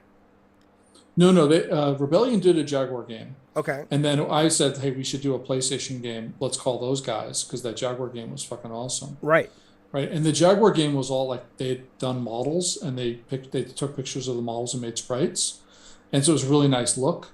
And so we worked with Rebellion. This was like, before Rebellion kind of had their shit together. They were really, really smart guys, and Chris and Jason, the owners, are just super nice guys, super smart. But it was like a small, kind of almost like an indie team, and Right. the project was always in trouble. There were a lot of design issues, and so I left in the middle before it was finished. And another producer, Dave Stalker, took over for me. Dave's a designer, which is what they needed, and I think he had to fly to Oxford and like live there for 8 months to ship that game. So every time I see him, I'm like, "Oh, Dave, I'm really sorry about AvP. Right. Like, sorry I left you with that." Yeah, but he made a classic. He made it. You guys made something people love. Oh yeah, I mean, it was one of the greatest PC games of all time. And then Extinction was an RTS, and I'd worked on like 3 or 4 RTSs at that point. So I was kind of like, oh, this is kind of cool. But Extinction was a Fox game, but Fox ran out of money. They sold their game division to Vivendi, and then they did a co-publishing deal with EA. So I was back working with the same group of guys at EA again, but EA was doing other things, and it wasn't like their focus, and they just wanted to ship the game, and nobody wanted to pay us, right? Because Fox didn't care anymore. Right.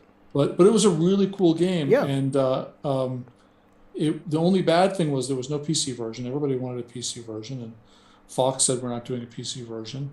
So we had a PC version. I mean, I have it on my computer. Like, I can play it.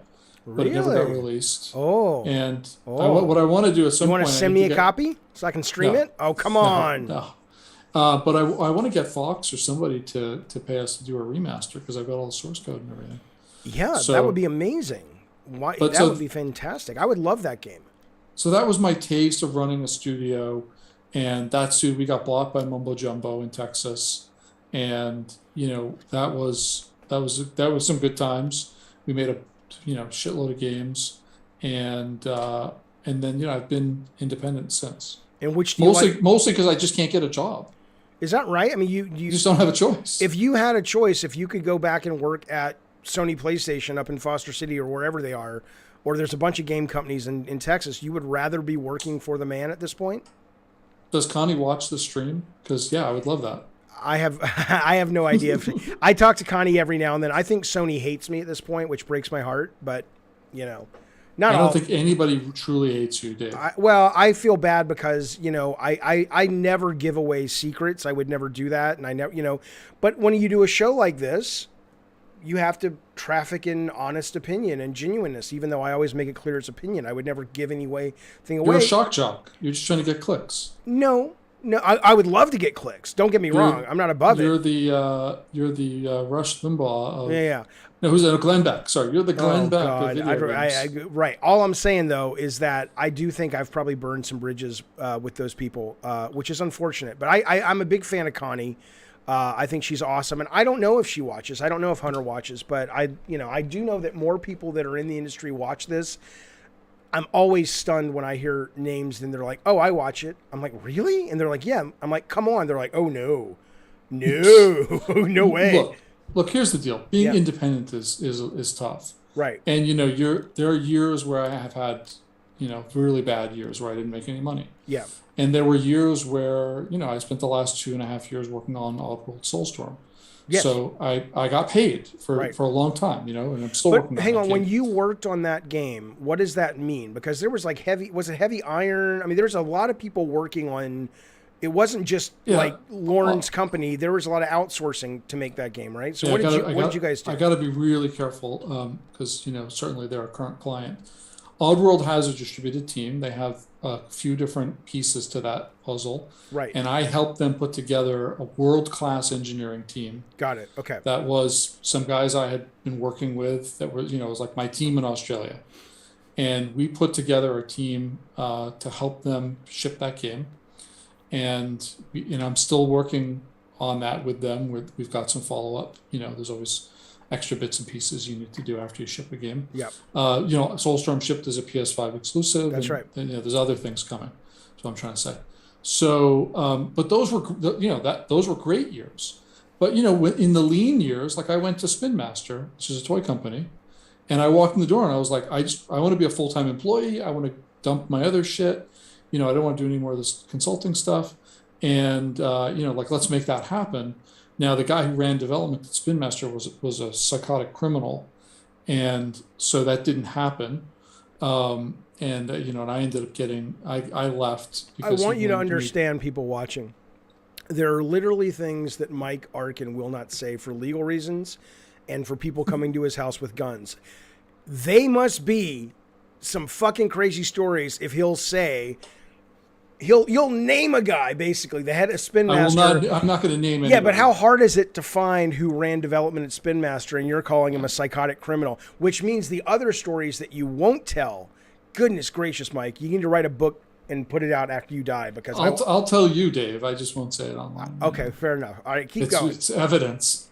Oh, but, there you go. So yeah, so that didn't happen. But right after that ended, I got the deal to do the remasters of Battlezone, so it was like good times again. Right. But there have been times where I've had interviews, and the interview was for like a VP of production or something like that. And if it worked out, I would have taken it. Right. Because of the stability. I've got kids. Sure. And, so I wouldn't, like my wife always says, can you just get a job so we have good health insurance again? Can you identify what you think it is that keeps you from getting hired? Because you've got such experience and such, legacy with all these people and connections. Yeah. Dave, don't get the wrong idea. I'm not out here saying I'm unhireable or anything. Well, no, like that. but no, you may not think you're saying that, but you literally said, if I could get a job, I wouldn't be independent. In the lean years, I said that. Okay. So today, it changes. Today, it's not the lean time. Right. So something would have to be spectacular. I interviewed at Netflix, right? Got it. There wasn't a specific job, but it was like, hey, we're talking to people about games. Yeah. And I'm pretty sure I would have taken that. Okay, got it. Whatever it was, I would have said, great, because, I interviewed at Google. Now, Google... it's not a matter of me being unhireable. Google probably interviewed 500 people for that job. I spent 3 hours on the phone with Google. I spent 3 days. Right, but that's what I'm saying. It's like, yeah, they were interviewing everybody. So I went to the Googleplex and I sat in the office, and I was like clandestinely, like with my phone zooming in on people's name badges, right, and LinkedIn checking everybody out. And it was like every game producer in the industry was interviewing for that job. This was for Daydream. And, so I didn't get it, but had I gotten it, like working for a company like Google, that would have been a great job. Right. And it would have paid pretty damn well. Oh, and the insurance and all that free shit. Massages and the food. Oh my God, the food. I would have gained like 50 pounds easily. Right. Got it. So when the right opportunity comes along, sure. But being independent, I don't really have to, I don't have to get up in the morning and go somewhere. Yeah. I don't have to put pants on. Everything, everything's remote anyway, but right. before COVID, everything was remote. And, so I certainly at my age, I like being able to call the shots. Sure. Of course. I can see that. So you never lose connection anymore on Facebook, but we hadn't talked in a while. And then I get an email from you a while back going, hey, do you want to do this Kickstarter? Remember this? You were doing a car combat game, and you had, and I thought it was a very compelling pitch because you had, was it Zach? You had the guy who was the Interstate 76 guy. Yeah. And Zach is a creative genius, only paralleled by Dave Jaffe. Understood. And then you're like, let's get the Twisted Metal guy or one of the Twisted Metal guys. And again, as a fan of Car Combat, I was like, well, that's got to go. That's got to be a hit. And then you guys did the Kickstarter. What do you think was, and you guys had a playable. It was a fun playable in Unity. It wasn't like it was vaporware. Looking back now, what do you think prevented that from getting over the finish line? Do you think the genre is just, it's so niche no one cares, or what? I think I know exactly. There were a couple of interesting reasons why. So this guy, Max Kaufman, came to me. I don't know how I knew Max, but Max was one of the founders of In Exile. Mm-hmm. And he was a super duper guy. He's an art director. He's super creative, and he's really into cars. So he had like a Maserati and he had like 5 cars. They were all cool cars, right? And so Max and I, through some mutual friend, he's like, oh, you got to meet this guy. So I meet him at like this seedy coffee shop in Orange County, which I'll tell you about later, Dave, where the girls are topless. Are you joking? No. So I meet him there. It was like a joke. It was like, I'll meet you, but you got to meet me at this coffee shop, right? So we meet at this coffee shop. We're having, coffee and smoothies. And he pitches me the idea. And I go, this sounds like a great idea. Right. I said, look, but Kickstarter is hard. Right. And I don't think we can do it. I don't think we can pull it off. And then I thought about it and I said, okay, you have to have a marketing angle. Right. So I said, the only way this would work is we need like a guy like Dave Jaffe that can get us press and all this. So I like texted you in the middle of this, like, hey, what are you doing? And then I said, well, shit, I worked at Activision. I sat around the corner from Zach Norman, who's the guy behind I-76, which is like the second greatest car combat game of all time. Mm-hmm. And so I texted Zach, and you were like, yeah, I'm in. And Zach's like, yeah, I'm in. I'm like, whoa, what the fuck? I wasn't expecting this. So we were building a multiplayer only game. The idea was World of Tanks with 60s muscle cars. Right. And so, and the reason it was multiplayer was that it's a lot easier to build multiplayer. You don't have to build all the content, the story, all the. And you can launch with little, and if it works, you can launch with like 2 cars and 1 arena. Yeah. Which is basically what we had. So we got a PR agency, and the PR agency pushed Jaffe as everything. Yeah. So now all the press was Jaffe, right? Oh, yeah. Now what we found out was there was a little bit of baggage that came with that. Oh yeah. Because some of the, not bad baggage, but it was like, oh, this is the next Twisted Metal, or oh, we're mad at Jaffe because like Twisted Metal Black crashes on my, it was like crazy shit, right? Right. So that was one thing. Nobody cared about Zach, which really made me very sad, because Zach is a super incredible, like, fantastic. Like, just hang out with a guy. He's just the greatest guy you'll ever meet. Right. And like Zach he builds show cars, and he's got all kinds of cool stuff going on. So and Zach's story about how he got into Activision, working at the computer store, and basically pitched the guys on designing. He designed MechWarrior 2. Yeah, basically, and that was he tells the story. It's an incredible story. So then the Kickstarter launches, and all the feedback was, we want a single player campaign like I-82 or I-76, right. I-76, I-82. And the irony was, all the press was about you, all the players wanted Zach, right? And we're making a multiplayer game, and they all wanted a single player experience. And it was like, that's not what we're pitching, right?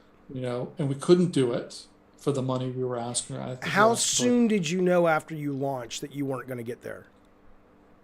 Like, was it evident? Like day two. I mean, we could just see from the trajectory, like, right. Brian Fargo was giving us a lot of advice, and he was like, you need to have, you need to be funded in like 5 days, right. You've got to have a certain percentage on day one. It's going to go downhill from day one. And, he was encouraging us to call our friends and get people to put money in on the first day. And I think it was one of those things, again, that was like a tough sell. He was saying, you need a lot of $10,000, pledges on the first day. And I'm like, where are we going to get those from? Right. Okay. Yeah, I remember having lunch with him after, because people, if you don't know, Brian Fargo he's a legend in RPG design, and now he runs In Exile, which is owned by Microsoft. Studio, yeah. But he did Wasteland and all this stuff. And I remember having lunch with him when I don't know what he raised money for.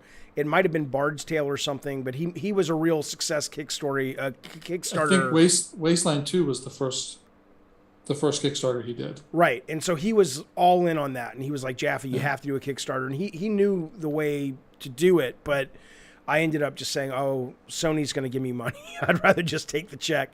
Sure. But that said, though, I was excited by the idea, and I told my agent, I said, let's do Drawn to Death through Kickstarter. He's like, you're an idiot. I'm like, no. And he was right. He was right for a lot of reasons. Well, I mean, then you would have owned it. But right, that's true. Yeah, I mean, when I was at Acclaim, like one of the first trips I ever went on was they said, hey, we're going to do 2 games with Interplay. Can you get on a plane, go to L.A., and hang out with them? Right. And so I spent like 2 weeks. It wasn't L.A., it was Orange County, but I thought I was in L.A. And I spent 2 weeks hanging out with them, and we were working on the Total Recall game, which is constantly nominated as the worst video game of all times, by the way. So I didn't play. I played. You worked on Demolition Man too, though, right? I didn't. I thought you worked on another Stallone game besides Rambo. Well, you worked on Cliffhanger, but I don't think you worked on it. I didn't work on Cliffhanger. Well, that was bad. Sorry, that was before my time. Yeah. I did all the Terminator 2 games. That may have been Schwarzenegger. Okay, but anyway, so yeah. So My point was Brian's a super nice guy. They took care of me while I was out there. They didn't feed me, but Right. but it was a really interesting experience, like hanging out in LA, being with this New Yorker that had never been outside of New York. But When that was not your first time in LA though. yeah, oh yeah. I mean, I Okay. wasn't in LA. I was in Orange County. It was like Oh, Irvine or right. something. So when you pass people on the street in your first time, were you like, "Hello, governor"? You already asked me that. That was Yeah, but that was London. This is Orange County. No, It's a very different experience. I mean, I was like either in the hotel or in the office the whole time. Something happened So- along the lines. I want to talk about this. Something happened along the lines, Mike, where I stayed not serious and you got very serious and stoic. Now, what happened? Was it like, is it money? Was it marriage? Was it your wife is like, look, fuck, this New York humor thing, that may work on the boys down at the pub, but I need a serious goddamn man that I can depend on. Like, where did that go? And do you miss it? I think the honest truth is that I was, for most of my life, a goofball. Yeah. And I was like a guy that grew up, I wasn't very social. I grew up on 70s and 80s sitcoms, which is very sarcastic. It's very biting. Mm-hmm. And that was the personality that I acquired through Yeah. watching, I don't know, Three's Company or whatever it was I watched when I was a kid, Happy Days and shit. Yeah. And so, I don't think that was really healthy. And I think that I made a lot of enemies. And when I was at Acclaim, the guy who ran PD at Acclaim was a psychotic criminal. And You tend to attract this. This is a spin master and a claim. I've worked for some of the most awful, evil people in the game industry. It's really kind of ridiculous. But and his approach to dealing with developers was almost like angry tough. Yeah. And he would write these messages. There was no email back then. You had to write on a piece of paper and fax it. And it was like you'd read it and it was like you would laugh because you were like, oh, he cut that guy a new asshole. Right. Ha ha ha. But it was mean. And so he was my mentor. And so I started doing that because it was just that was what I saw. And then when I went to Sony and I was writing emails like that to Psygnosis, and they were like, who the fuck are you? Right. Why are you what the fuck, dude? And it was like those emails were getting passed up to like Ian Hetherington and Olaf and they were all sitting around Give me talking an example. about this Like Arkin guy. what would you say? What would be a? I know you can't remember, but just make no, something it's too up. long ago. I can't think. Like I would just say like, oh, the art is horrible, or this game plays like shit. It was just it was very honest. Yeah, that's what I still do when I was working in games. There's a way to be honest and diplomatic and not be a dick. That's true. That's absolutely true. So I think that I've had, when I was a Crave, I was pulled into HR and it was like, oh, you're rude to people and they don't like it. There's a lot of sensitivity. So they actually hired a guy who was a professional HR person to be a mentor for me, a management mentor. And he was very good and he gave me a lot of advice. But, I think it's not that I'm serious, but I just try to be a little less of a dick than I used to be. It is fascinating. I mean, joking aside, it is a very interesting line to walk, especially when you're one of the people that your job is to make sure, the quality is there.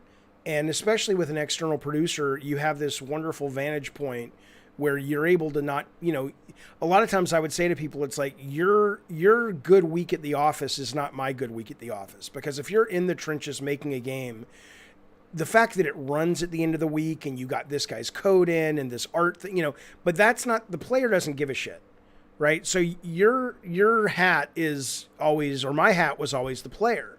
And it does take time to learn how to be the player's advocate, but not push the team away. And so I think an external producer has two jobs on the production side, on the game side. One is to support the developer. Yeah. And one is to provide oversight. And they're not the same, one is like good cop, bad cop. That's basically it. But the support part is really important. And you can't just be the producer that goes in and says, I'm going to tell you how to make this game, right? Like I'm the big shot and I know what you're doing. You have to be supportive at the same time. And, like working with like Ken Levine, for example, he wants like 99% of the support part and 1% of the, actually he wants 0% of the tell me what to do. Right. But there's other developers that I worked with where if I didn't go in there and tell them, you need to change this shit, this game is awful. And Die Hard Trilogy, it would never have been an awful game. But I went in and I gave them a lot of feedback. I'd sit and Right. play the game and say, here's 10 things you got to change. Let's add this. Let's do this. Or how come when you do this, this doesn't happen? And that's very helpful. But so, I mean, games, it's big business. We're not just a bunch of kids sitting around anymore. And the other thing is like, look, it's 35 years later. Yeah. Day one at Acclaim, there was a stripper in the office. Oh yeah. Right, and there were like 3 martini lunches, and it was wild mayhem. Every single person at Acclaim had sex with at least 2 other people at Acclaim. Sometimes in Acclaim, sometimes out of Acclaim, on the streets, whatever. And so, I mean, that was like a wild time. But like now, fast forward 35 years, And you have to be at Activision to get that kind of action. I worked at Activision for a year and a half, and that was the most professional place I've ever worked in my life. And so when I read this stuff, I think that this is more of a Blizzard thing than an Activision thing, to be honest. Right. But when I worked at Activision, no bullshit was tolerated by the HR people. And there was an incredibly professional group of people. I mean, the guys that I worked with, like Andrew and Josh and Scott Lehman, these were, they may not have had years and years of game experience, but they were professionals and they knew the business. Right. So, but, my point is 35 years later, I went from that to consulting at the Ellen Show, which was the most politically correct environment I'd ever worked at. And, times have changed. Things are different. Yeah. And that's good. We had strippers at Sony, believe it or not. We had strippers at Foster City for Alan Becker. I swear to God, Alan Becker's 40th birthday, I said, can I get a stripper? And I don't know if he didn't believe me, but I was given, and I brought a stripper in for his 40th birthday. It was terrible, but at the time, it wasn't like I was like, yeah, fuck anybody who's got a problem with it. It was just like was just normal, and I'm glad it's not anymore. But it was a very different time. You're absolutely right. I got to ask you this though, because it's a really tricky line to walk. Do you think your contributions for the player were better when you were more caustic? Like do you think the change has maybe endeared you more to developers and your career, but do you think the work was better when you were able to just cut through the bullshit and say, this isn't working? I don't know that if it mattered to the players or not, but I would say, I think you're a much more effective member of any team if people on the team respect you and they want to listen to what you're saying. Gotcha. I think, there were times where I would have to say to a developer, just do it because I'm the client. Yeah. And I'm paying for it, so just do whatever the fuck I say. Right. And I gotta say, that is not effective. Right. Of course. And sometimes it worked because I had to make threats, but it's funny when I interviewed at Sony. I interviewed at Sony Santa Monica for what was that game? It was like the sequel to Warhawk in space. Starhawk. Yeah. So they needed a producer for Starhawk, and I went in, and it was John Haidt, who I knew really well. So he was like, just come in, talk to the team, whatever you're in. And, what the hell was I talking about? Why was I talking about Starhawk? Because you were talking about... Oh, the interview was all the God of War people interviewed me. And all they talked about was like... Was I there? I think you must have been there somewhere. I may have already left. Yeah, I don't know. Okay. It was all the producer people. It was a bunch of like... Oh, like Shannon and Yumi and all those They guys. felt like non-game people, to be honest. Okay. But, they asked me a lot of questions about it was really, how would you interact with celebrity game developers? How would you make those celebrity game developers feel special? That was the whole interview. It was a bunch of stupid questions like that. And it was like, no, I think they were hiring me to get in there and help make the game good, Right. That was John's idea. And it sadly, it didn't happen because John quit and went to Blizzard, in the middle of the interview process. He called me and said, you're in. You just need to, come sign some papers, and then he quit. Ah. So. That sucks. And the game wasn't that good. Yeah, I remember sitting in a meeting with Dylan Jobe, who I think is a great designer, who designed, and it may have been the first Warhawk, but it was Dylan and me and Alan Becker and Phil Harrison, who was running it at the time. And Dylan, and he's grown a lot and become even, more powerful in his skills. But at the time, I guess, I remember sitting in the meeting and Dylan was like, it's going to have a real-time strategy element. And it's going to have flying and running. And it was in Phil Harrison's like, where's the football game? Where's the soccer part? It's like you're putting everything in the kitchen sink in here. You know what's great about that is that game was clearly inspired by Battlezone, which I had produced. The second when they finally got to Starhawk, they were able to do all that stuff. That's right. So I was sitting with Harvard, who was the producer at the time. Right, they were asking me to basically join up with Harvard and help him. And so I was sitting with him, and in the middle of it, he was saying something like, "Yeah, you know, it's like, do you ever play that Activision Battlezone game?" And I was like, "Yeah, I was the producer." Was Battlezone that you did, not the original, but the one that was the remake? That was the first game ever to blend RTS and down on the field, correct? Right. The idea was Activision was saying, "Let's do an RTS, but what if we did it in 3D?" And I mean, honestly, Activision was this pretty cool organization back then, and I give them a lot of credit. It's all gone now, which is sad, but like that just started as this. There was this guy. Andrew, who had worked on a bunch of games at Activision. He was kind of an internal celebrity, and they gave him a team and just said, come up with something. And they prototyped hover tanks flying around on the moon. And they were like, there's something cool here. And it was all World War II, like fighter parts glued together. So it was like these, you know, you're flying like a tank with stars and bars on the side, you know, and it was like this cool thing. And then they slowly added the RTS elements. And at some point, you know, Andrew, that's when they hired me, and he said to me, yeah, we're basically going to make this an RTS, but we're going to keep it like you're flying hover tanks around. I was like, wow, this is a great idea. It's weird that idea, I love that idea, and it works, but it's never gone big yet. Like it was never a commercial success. Yeah, but that's the thing. Battlezone was brilliant. Battlezone got 5 out of 5 from PC Gamer, and it was a commercial flop. And the remaster, I think they made their money back, but it was like, you know, they sold 100,000 units or something. Right. According to Steam Spy. Were you at Activision? Because I saw on your resume or on your Moby Games thing that you had Pitfall, the Mine Adventure, and I don't remember, right? I might have been just like an internal beta tester. I only asked because Mike Yam and I were offered a job to leave Sony and come design that game, and it was for more money than I had ever seen in my life, and I should have done it. Yeah, no, I'm glad I didn't. I mean, I got a couple of big offers when I was at Sony before Twisted Metal, and I there was always kind of a gut check of like, yeah, no, you should stay where you're at. But I remember interviewing it was some producer, and she was like, well, this is what you'd be making, and I was like, oh my god, but I saw it on your Moby thing. I'm like, oh, maybe Mike was the guy who said call Jaffe. I don't know. No. Okay, never. I would never do that. I understand. Soulstorm, real quick. We hated each other, right? We didn't hate each other. I don't know what it was. There was something. I just thought you were a pompous ass. And there was that whole Mars project. Like, what was that all about? It was like, God. You're inside the president's brain? What were you thinking? No, that's brilliant. That's fucking brilliant. Don't laugh. And what was his name? Who was the guy who was in charge of dev on that? Oh, Will Body.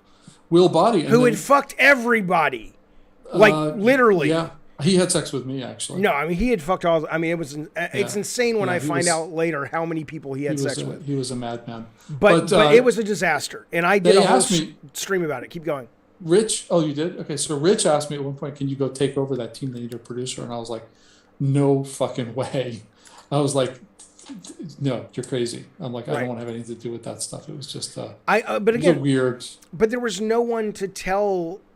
I've often said this, that the DNA, or a lot of the DNA of Sony first party today and why it's great, is that Sony back then, because a lot of those people were foundational for Sony first party, whether you're talking external like Connie. I mean, Connie, it probably has one of the best batting averages in the industry in terms of success as an external producer. And then you look at Becker in Sony Santa Monica or Shannon or whatever, all of these people, we were all given so much rope, and it wasn't that we hung ourselves. We were given chance after chance after chance to learn. And so that Mars Adventure game, there was no one there at the time. I would go into Alan's office and pitch him. It's like, it's going to be this, and then it's going to be this, and I want to do this. And he's like, that sounds great.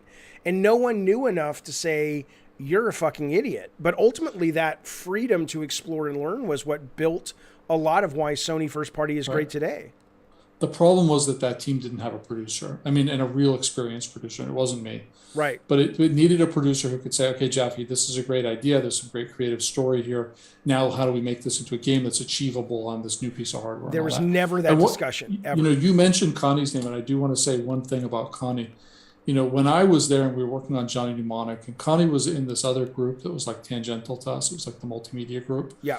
Doing like screensavers and Oh stuff. yeah, and the Handelman Diaries, and she was doing a bunch of the PC stuff. And we were like these arrogant, game producer types. So we really looked down on them. It was like Connie and Ken George, who's also a really nice guy. Yeah, Ken's great. We looked down on them, and we totally talked shit about them.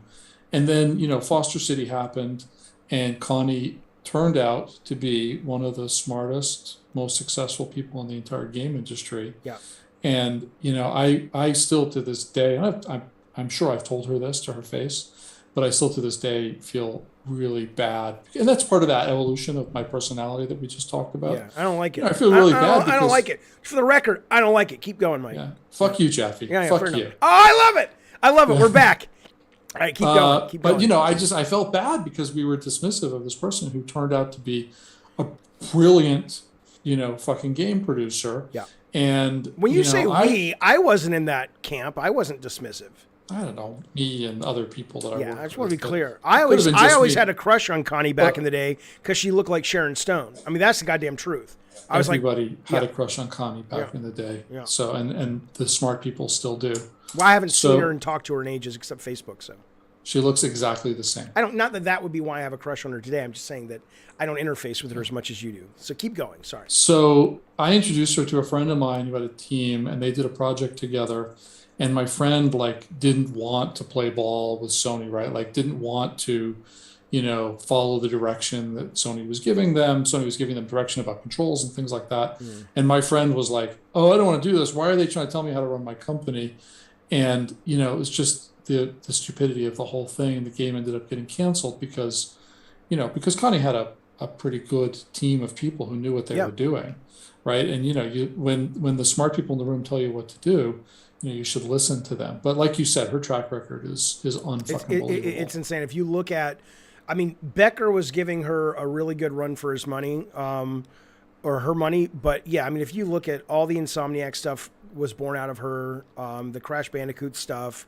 There's now it's Uncharted and Last of Us. I'm not saying she designed those games, but as an executive external producer, just insanely talented. Well, you don't have to design a game to make that game into a success, right?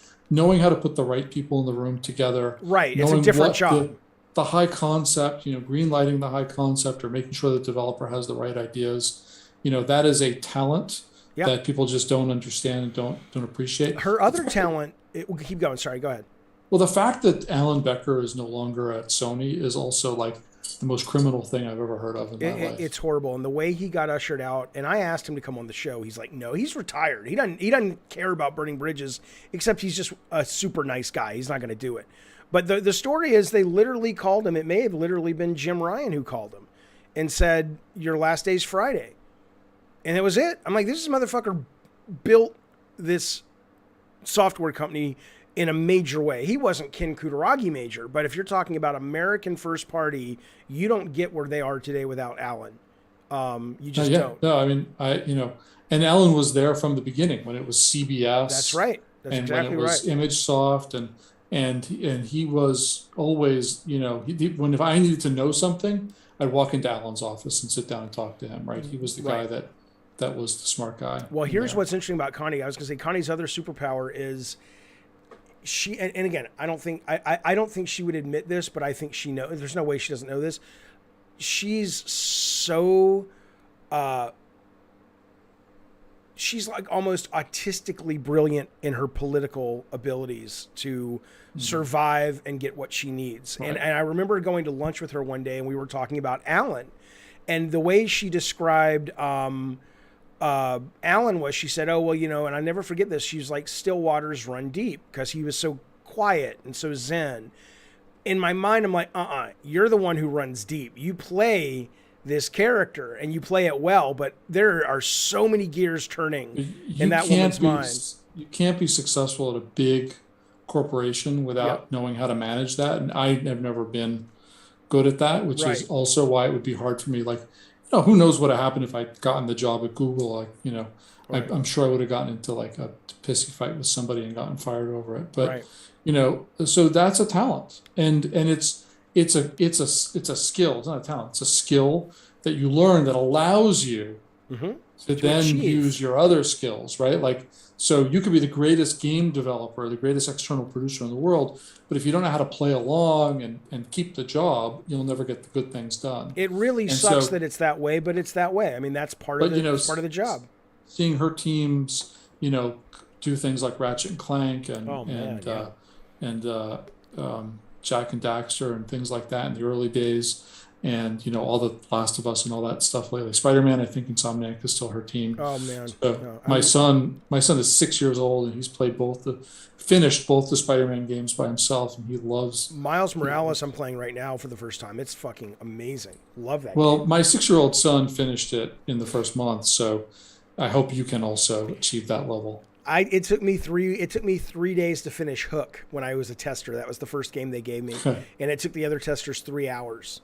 So, your son probably will beat me by about 3 months, but I mean, he's pretty good. Yeah. So does he know what you do? Does he think it's cool, or he's too young to doesn't really? he doesn't know. He has no idea. Yeah. Even my daughter, who's 13, is just kind of figuring it out. Right. But she's starting to wonder about all the T-shirts. She's like, "Daddy, why are all my T-shirts video games?" Yeah, exactly. We were matching. I'm not wearing it today, but matching on real T-shirts that we wear. Do you? Yeah, my kids are the only ones that actually wear Drawn to Death T-shirts, so I'm grateful. But those are Drawn to Death T-shirts? Fuck you. Yes, there is. You have an extra? If I have one, I'll send it to you. I don't know. I've got a battle. I'll trade you a Battlezone. I would love it. Remaster. I would love it. But listen, It I'm says curious. Dev Team on it. That's fine. I'll own that. So I lost my train of thought. I want to ask you this though. Hang on. Oh, right. Okay. So you're a little bit older than me. I just turned 50 this year. And so I found, I'm very comfortable, and I've been fortunate that I can be comfortable with it. I understand it's a place of privilege, but there was a zone where the zeitgeist in my brain came together and we worked really well together. It was like a little dance. It was like between 94 and maybe 2010. And after that, it was almost like, 7-Up bubbles rising. I just dissipated from that connection. I don't connect. I love games today as a gamer, but I don't think I could design like I used to in a way that would be as successful. Do you find yourself struggling to connect, or are you just you're just broken? That's fine. As a gamer, I'm not. You're just fucked up. But as a designer, so you find yourself still, when you make creative choices. The thing that of course, I'm a lot more, ADD, and I'm a lot more lazy than I was. So I don't want to be the guy, pounding on the keyboard, right? Like typing game design documents. Okay. I don't want to do that anymore. But I certainly try to, like for the first time I hired a producer to run a project that I was doing, right? Okay. So, but I oversee and I tell him what to do, and I'm still very heavily involved. But, I still have passion, of course, like Audio Clash, which is a game that I was going to get to that next. working on Keep right going. now. Yeah. I'm excited about it. I've been involved in it. I'm even though there's a producer running the project, I'm still passionate about making the game a success. Of course, I've always had a little bit of a, business slant to what I do, right? Because that's external production. So, of course, I enjoy the art of the deal, and I enjoy pitching, and and I enjoy showing off the final work. But I still, I've got ideas for games I want to make, and I've got this passion project that I've wanted to do since I saw something at an arcade in Japan like 15 years ago, when I actually know like 10 years ago. And it's just a fun thing that I really, really want to do someday. And I've got a couple of really cool ideas that have just been floating around in my head for things. I've got this cockfighting game called Rumble Roosters that I really want to do. I don't how know come you wouldn't be humans can fight? And, you could, but you'd get killed by PETA, man. They wouldn't let you do that. I mean, they can't control you, but you got to find the money for it, maybe, right? I have no respect for PETA. So there's a crab fighting deathmatch game, so you could probably get the cockfighting game off. Oh yeah, but it's called Rumble Roosters. It's all about breeding the different breeds of. So I pitched it a long time ago. Alan was like, "Pitch me something," and I pitched him and he's like, in the middle of it, he's like, "Are you pitching me a cockfighting game?" And I'm like, "It's brilliant." And he was like, I got to end this call right now. Yeah, he was hard to get a green light from. That's for goddamn sure. Okay, so let's talk about Audio Clash. Let me let people know who are watching. If you do want to call in and ask Mike questions, now is the time to get into the call-in waiting room on the Discord. But I do want to get to Mike's new game. I had not heard. My kids had, of course, heard of Living Tombstone. I don't. My music education is what they listen to, and right now my youngest is into a lot of pop punk. From back in the day, like MCR and Green Day, and my oldest is very sort of Taylor Swifty and things like that, and really weird, quirky indie bands. So, but their friends, some of their friends are like, holy shit, I'm totally into Living Tombstone. But what came first? So this is a music. In fact, while we're talking, I'm going to run the trailer without audio. That is a great idea. Just so people can get an idea of what. It's a great trailer. Is. It is. It's very, very cool. All right. Well, jump in there. What came first was the guys in the band. There's a band that makes music about video games, right? They had a bunch of massively successful songs about Five Nights at Freddy's. They've done songs about all their other like favorite games, basically, like Kingdom Hearts and Final Fantasy, and I don't even know what games, but so they're this hugely successful band. And through a friend of a friend of a neighbor of a friend in Israel, like three guys live on the same street together, they sought us out in LA and said, hey, we've got this idea for a game. We want to do a game, that's a music game. Can you guys help us make it? And the idea of the game is you build a band, and the bands go online and they fight together, right? Not physical fighting. They fight with their music, like Scott Pilgrim. Did you ever see Scott Pilgrim? Oh yeah, I don't see you anymore. I'm watching your trailer, but yes, I'm listening. Yes, absolutely. I'm talking. I'm not actually using visuals. Whatever, Mike. So, yes, but I did. I've seen the game. I can't play it until I get the codes out because it's a multiplayer game only. But yeah, keep going. It's like Scott Pilgrim where they're literally fighting. Yeah. So you build a band. It's all about building a band. There's all these different characters, right? So right now we have like 35 characters in the game, and you pick and you build a band with like two, guitarists, a bassist, a drummer, and a singer, and you put them together, and it's like an auto chess kind of game where it's all about the strategy of building your team and upgrading your team while you're playing. But you also pick songs, and your band plays different songs in different musical styles, because if you build a heavy metal band or you build a reggae band, the music is going to sound different because each song we have hundreds of stems that are based on different styles and things like that. And the great thing about the game is the characters. So, like I said, we've got 35. We'll build a couple hundred more when we have time. And we've got, heavy metal, we've got reggae, we've got pop, we've got punk, we've got a J-pop, a K-pop, we've got white, black, Hispanic, gay, straight, trans, human, non-human. There's a plant. There's a zombie now, because you got to have a zombie. Everything's all about zombies. Okay. And so the idea is that you can build a band that you think is cool. You can build a band that you think is you and your friends, because there's different outfits and hats and things like that. You can build a band that's just like your dream band. You can be like, this is what the Rolling Stones would be like if I built that band. But so mechanically speaking, though, because I got in there and I built the band using the cards and all this stuff, the card system. But once the battle happens, is it a rhythm based game, or what's the moment to moment? Good God, no. The only reason I took this project was that it's not a rhythm game. Okay. Right, because I didn't want to know. The closest analogy is like auto chess, or what's it called? Dota Underlords. Okay. Or Hearthstone Battlegrounds, right? Where you put everything together, you put the abilities on your band, and then they execute the combat round. And then in the next round, you can do some upgrades and things. So it's almost like an auto chess game. It's about the meta game of the strategy. Do you have the right band members? Do you know which abilities synergize with other, abilities? Like Hearthstone. And it's you're playing Hearthstone. Of course. Oh, yes.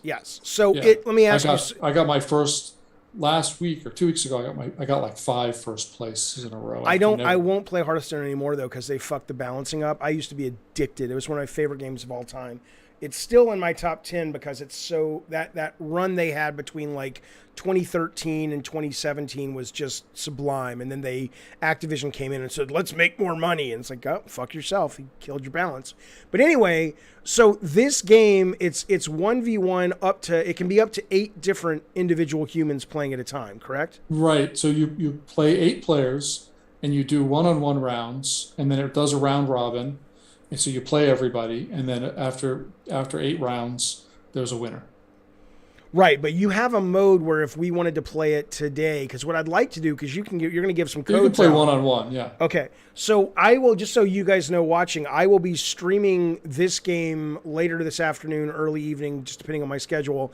But Mike, is it anyone can get a code if you just go to the Steam page, or you have to individually give out codes? Right now, it's closed beta. It's friends and family. There's some publishers playing. We're looking for a publisher to fund the console versions. We want to ship console versions. And we've got maybe 200-300 diehard beta testers. Okay. But we are standing by. Someone is literally standing by right now. If you say go, they'll cut and paste some codes for the closed beta into the chat. Okay, so here's the thing. So if okay, let me figure this out. So if you want to maybe put 5 codes in the chat right now, but then send me a few more that I'll put on the Discord later this afternoon to guarantee that those people can play when I go online to stream, that would be fantastic. So we will be playing Audio Clash later this afternoon. All right. Hey, look, I'll give you more codes if you want. Someone's going to post 5 codes into chat right now. Perfect. Okay. I think. And if players can grab those, and this is Steam, by the way, just so you know, this is Steam only right now. So don't take a code if you don't have Steam. Steam, it's a good point, Steam. But the beta test, we've got some of the doors opened up and stuff, so you can play one-on-one. Okay. And you can queue for 8, and the testers, there's certain times where the testers get together and they queue for 8. Right. And but the actual battle itself is just as fun one-on-one. No, I'm looking forward to it. I built my band and all that within reason. Obviously, I imagine there's cards I can't unlock until I fight and win and all that shit. And there's a bunch of stuff we're holding back. Right. We've built a lot of content, and also the cool thing is we've got like 3 real musicians in the game. Right. So there's a couple of guys. This guy Charlie Green, who's also like a famous YouTuber, and we approached him and said, "Hey, your music is cool. You want to be in a game?" And he was like, "Yeah." Right. The last piece of the puzzle is I got to get one cool video game character into the game, and I haven't figured out who to approach yet. I don't know who it could be. Maybe like Duke Nukem or. Well, who's your audience? What kind of age are you talking about? Like, who's your demographic? It's a video game, so the audience is anyone that plays games. But the Living Tombstone, their audience is a little younger. Yeah. I don't think that's our only audience. Like, certainly, anyone that likes music games or likes music and wants to build who doesn't want to build a band and like. No, I know. I'm just trying trying to figure out who, like, if you were going for the younger Fall Guys demographic, go get Bo Burnham or something, right? If you're going for our age, yeah, Duke Nukem makes a lot of fucking sense. But that's what I'm saying. I don't. My kids would know that. Duke We need Nukem Sweet is. Tooth. Hey man, if I owned Sweet Tooth, I'd give them to you for free. But I don't have anything. I don't even have Drawn Death. You don't own Drawn to Death? I don't own anything. Tim Schafer's one of the few guys that managed to figure out how to get publisher money and still retain his IP. So he did. He Yeah, did. Smart guy. brilliant. Tim's a brilliant guy. he is. He's very, very cool. And super nice. So, okay, let's do speed round, and then we're going to wrap it. You've been giving us a lot of your time, which I appreciate. Oh, thank God. I'm Tony hungry. Barnes has been in the chat. We can bring Tony on if you want, but I don't know if he's still here. I know he's busy. Have you seen Tony's new game, which is kind of like a strike game? I've seen Tony. For people who are listening who don't know, I feel this is your job. Well, Tony's been on designer. before. People know Tony. Okay. Tony is the designer of one of my favorite games of all time, which is the Strike series. Yep. I want to say the first one was Jungle Strike or Jungle Desert. Strike. I think it was No, Jungle Desert Strike. No, it's Desert Strike. Well, whichever one it is at the time, that was the most brilliant game I've ever seen. It had so many advanced design concepts that were way ahead of their time. Yep. Layered missions, and it was like an open world. It was basically GTA in a helicopter. That's right. And so Tony he's a super nice guy. And I hope he's not listening. He's listening. I see he's on the chat still. So he's a huge dick, He's just an awful Wait, person. he has a huge dick? I thought you would change. You're not into that talking about that's those things anymore. That's wildly inappropriate, Dave. Is that wildly? I'm not in the industry anymore. I don't care. I don't care, Mike. Think about that. You have to be successful enough that that's the only way you cannot give a fuck. You know, Dave, I think this is a mistake. I think you need to come back. I mean, first of all, I think you could do consulting, and you could make a lot of money doing consulting. Let me tell you. I'm going to tell you something right now. I'm consulting right now with a great company called Movie Games, right? Wonderful company. They're in Poland. We're doing some really cool stuff. Okay, cool. I don't trust me. My passion is my stream. If my passion was video games and making them, I would be making a shit ton of money in consulting. But look, I'm just saying, you're a smart guy. You're a fantastic designer. I've worked with you before. I appreciate that. Together. Thank you. You know, I thought Drawn to Death was. You remember when I saw it for the first time? I remember. And I just was like this, and I drove to fucking San Diego to see that thing. I remember. You know, risking my life on the 405. And I appreciated the nice words about it. I just no, it was. I could see the genius. I don't know what happened. Yeah. Well, what happened? What happened was, you know, and this is sort of a great production lessons for those who care. I got all the control I ever wanted. Every single success led me to more control. Control over the design at first, control over who I hired, control over what the office looked like. I mean, I got every single thing I wanted, and it wasn't that I was surrounded by yes men at all. People would tell me in the office, like, we really need to work on this, we really need to work on that. But I think by the time I got all of those ducks in a row, I was just over it, and I couldn't bring the same level of passion to execute that. You know, and there were rookie mistakes got made in that game. You know, you said you were going to hire a producer and you needed someone to help you, manage the team. I did. And I was ready to move to San Diego. I told my wife, I met with this guy, and if I need to, I'm going to move to San Diego to work on this game. It's so good, and you never fucking called. Because I'm trying to think. I ended up going with the guy who I really was hoping to get at the very beginning. That's the only reason I stopped looking, because Nick said, I never called. I called now. I'm here now, Mike. I'm here for you now, Michael. It's a little bit too late. I could have been the guy that made that game great. You probably could have. You fucked up, Dave. You really fucked up. No, I'm happy to be done now. I love what we're doing now.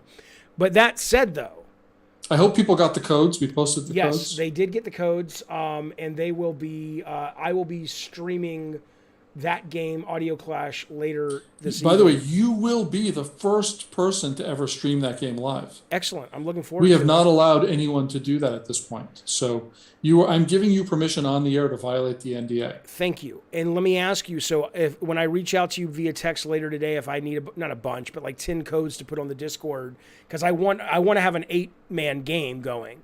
Would you like 20 codes?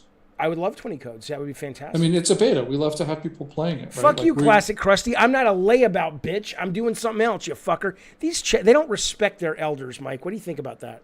I think that there is very little respect. I'm so glad to be an elder at this point, although, my days are numbered, and, how long I'll be left on this planet, I don't know. But it's nice to you're a single guy, right? Ish. Yeah, sure. I mean, you must be having a great time, like in your 50s. Like all the 20-year-old girls love that now. Oh God, no! Don't get me wrong.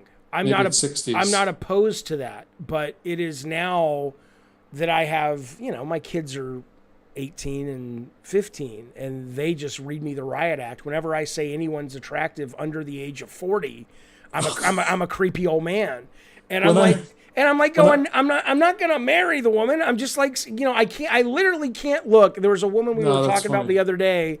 I forget who she was, and I'm like, oh, she's really hot. They're like, Dad, she's only 29 years old. I'm like, what's wrong with that? Oh, culture will have you think you're a pedophile. No. It's not Matt Gates. Right. When I worked at I won't even say where I worked, but I worked for a guy who was like in his 60s, and he was a dirty old man.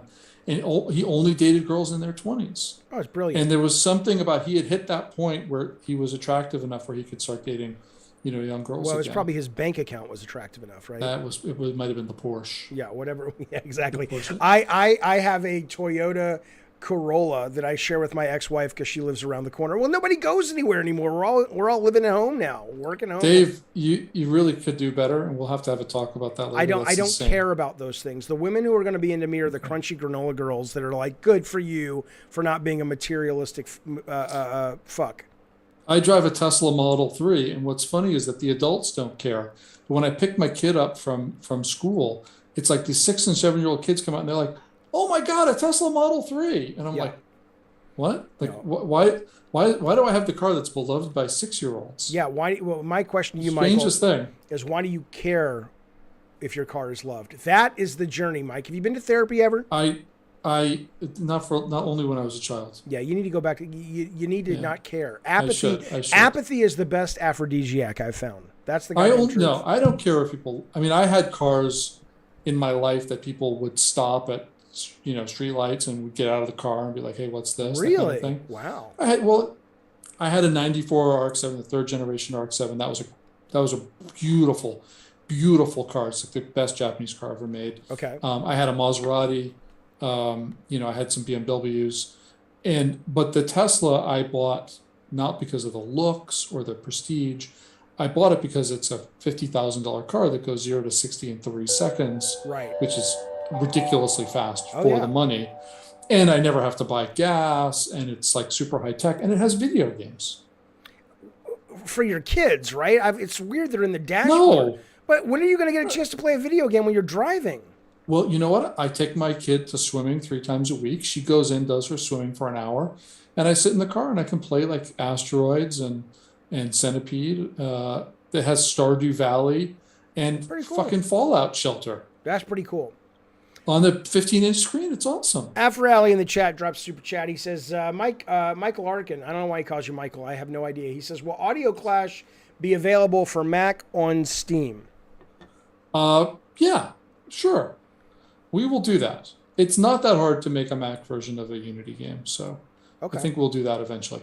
Like I said, we are looking for a publisher right now or some investment so we can fund the console versions and do a proper launch. When you say you're looking for a publisher, are you actively setting up meetings and taking meetings, or what does that look like? Jesus, yeah, it's brutal. Right. It's hard, man, because you got to do the same pitch, 1,000 times you've been there before. I know. And you get hoarse, and some people understand the band and how cool the band is, and they've got 5 million subscribers and 50 million fans. And a lot of people see that and they go, okay, we get that. We see why this is a big marketing boost for you guys.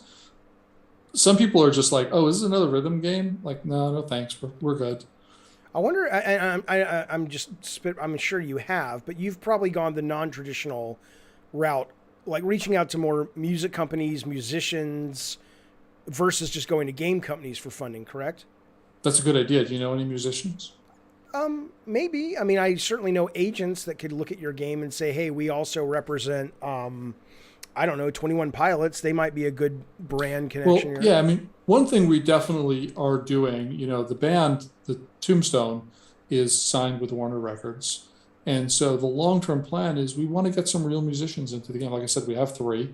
Right. And, we want to, the joke I always make in meetings is like, we need Madonna, right? Like as soon as we have Madonna, then we're a hit. Now, actually, what we want is Jack Black. And Jack Black, apparently, we've discovered through his TikTok channel, is a fan of the Living Tombstone. Because he was on TikTok singing one of their songs. So we're like, does anybody know Jack Black? Because we need to get him. Just call his representation. Well, we're just little game developers. Nobody takes our calls. His agent will. And the agent's going to want, $1 million, right? We need to get. Jack has to call us and say, this is a really cool idea. I want to be in your game. Thanks. Got it. He's done it before. He has done it before. That's Did you ever play Brutal Legends? I did. I turned Brutal Legends down at Sony. Oh, that is such a brilliant game. I love it so I always much. tell Tim that because Tim's so much more successful and brilliant than I am. But he pitched me Psychonauts, and I loved it. But I said, we're already working on a game about being in someone's head, which is the President's game that you mocked, where you go into the guy's fucking head. And he pitched me Brutal Legend. And I said, Brutal Legend, I love it, Tim. I said, and I'm going to take it to Sony Santa Monica and say they should do it because you're Tim Schafer and it's brilliant. I said, but I would get rid of the RTS part. I think the RTS part makes no fucking sense. Oh no, it was like watching From Dusk Till Dawn, right? Where you think it's a heist movie and suddenly there's zombies. Right, and Tim Right? loves Remember that. that? Tim loves that about it. And I think the fans love that about that game. But he was just like, okay, you know what? No, I need to partner with a company that really believes in this. And he was absolutely right. I got to go back and play that. Actually, that was a great game. Maybe I can finally get around to finishing it. Have you reached out to Microsoft though about getting it on Game Pass, your Audio Clash? Yeah. Okay, all right. I'm just wondering because I know they're always looking for new content to put on there. Yeah. All right, if anyone has any final questions for Mike, we're going to wrap it up. He's given us a lot of his time, but in the meantime, look at you getting on. You know what? Are you tired? Is that what's happening? No, this is great. I had a hard time the last couple of days about something that turned out to be nothing. I thought I was dying, and it turned out that I had a pimple. So this is a nice. Are you a hypochondriac? No.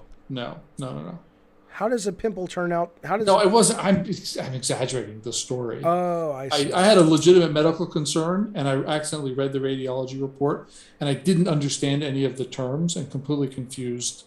You have a small problem that you need to take a pill for. You're going to die.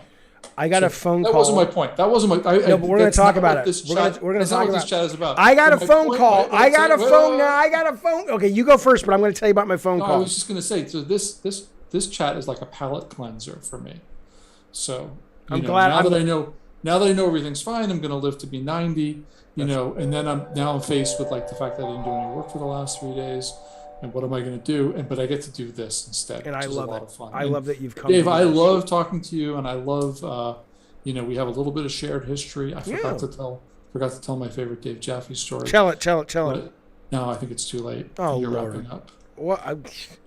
The first day, so I'm at Acclaim. I produced like 35 games, but I have nothing to do with development on any of them.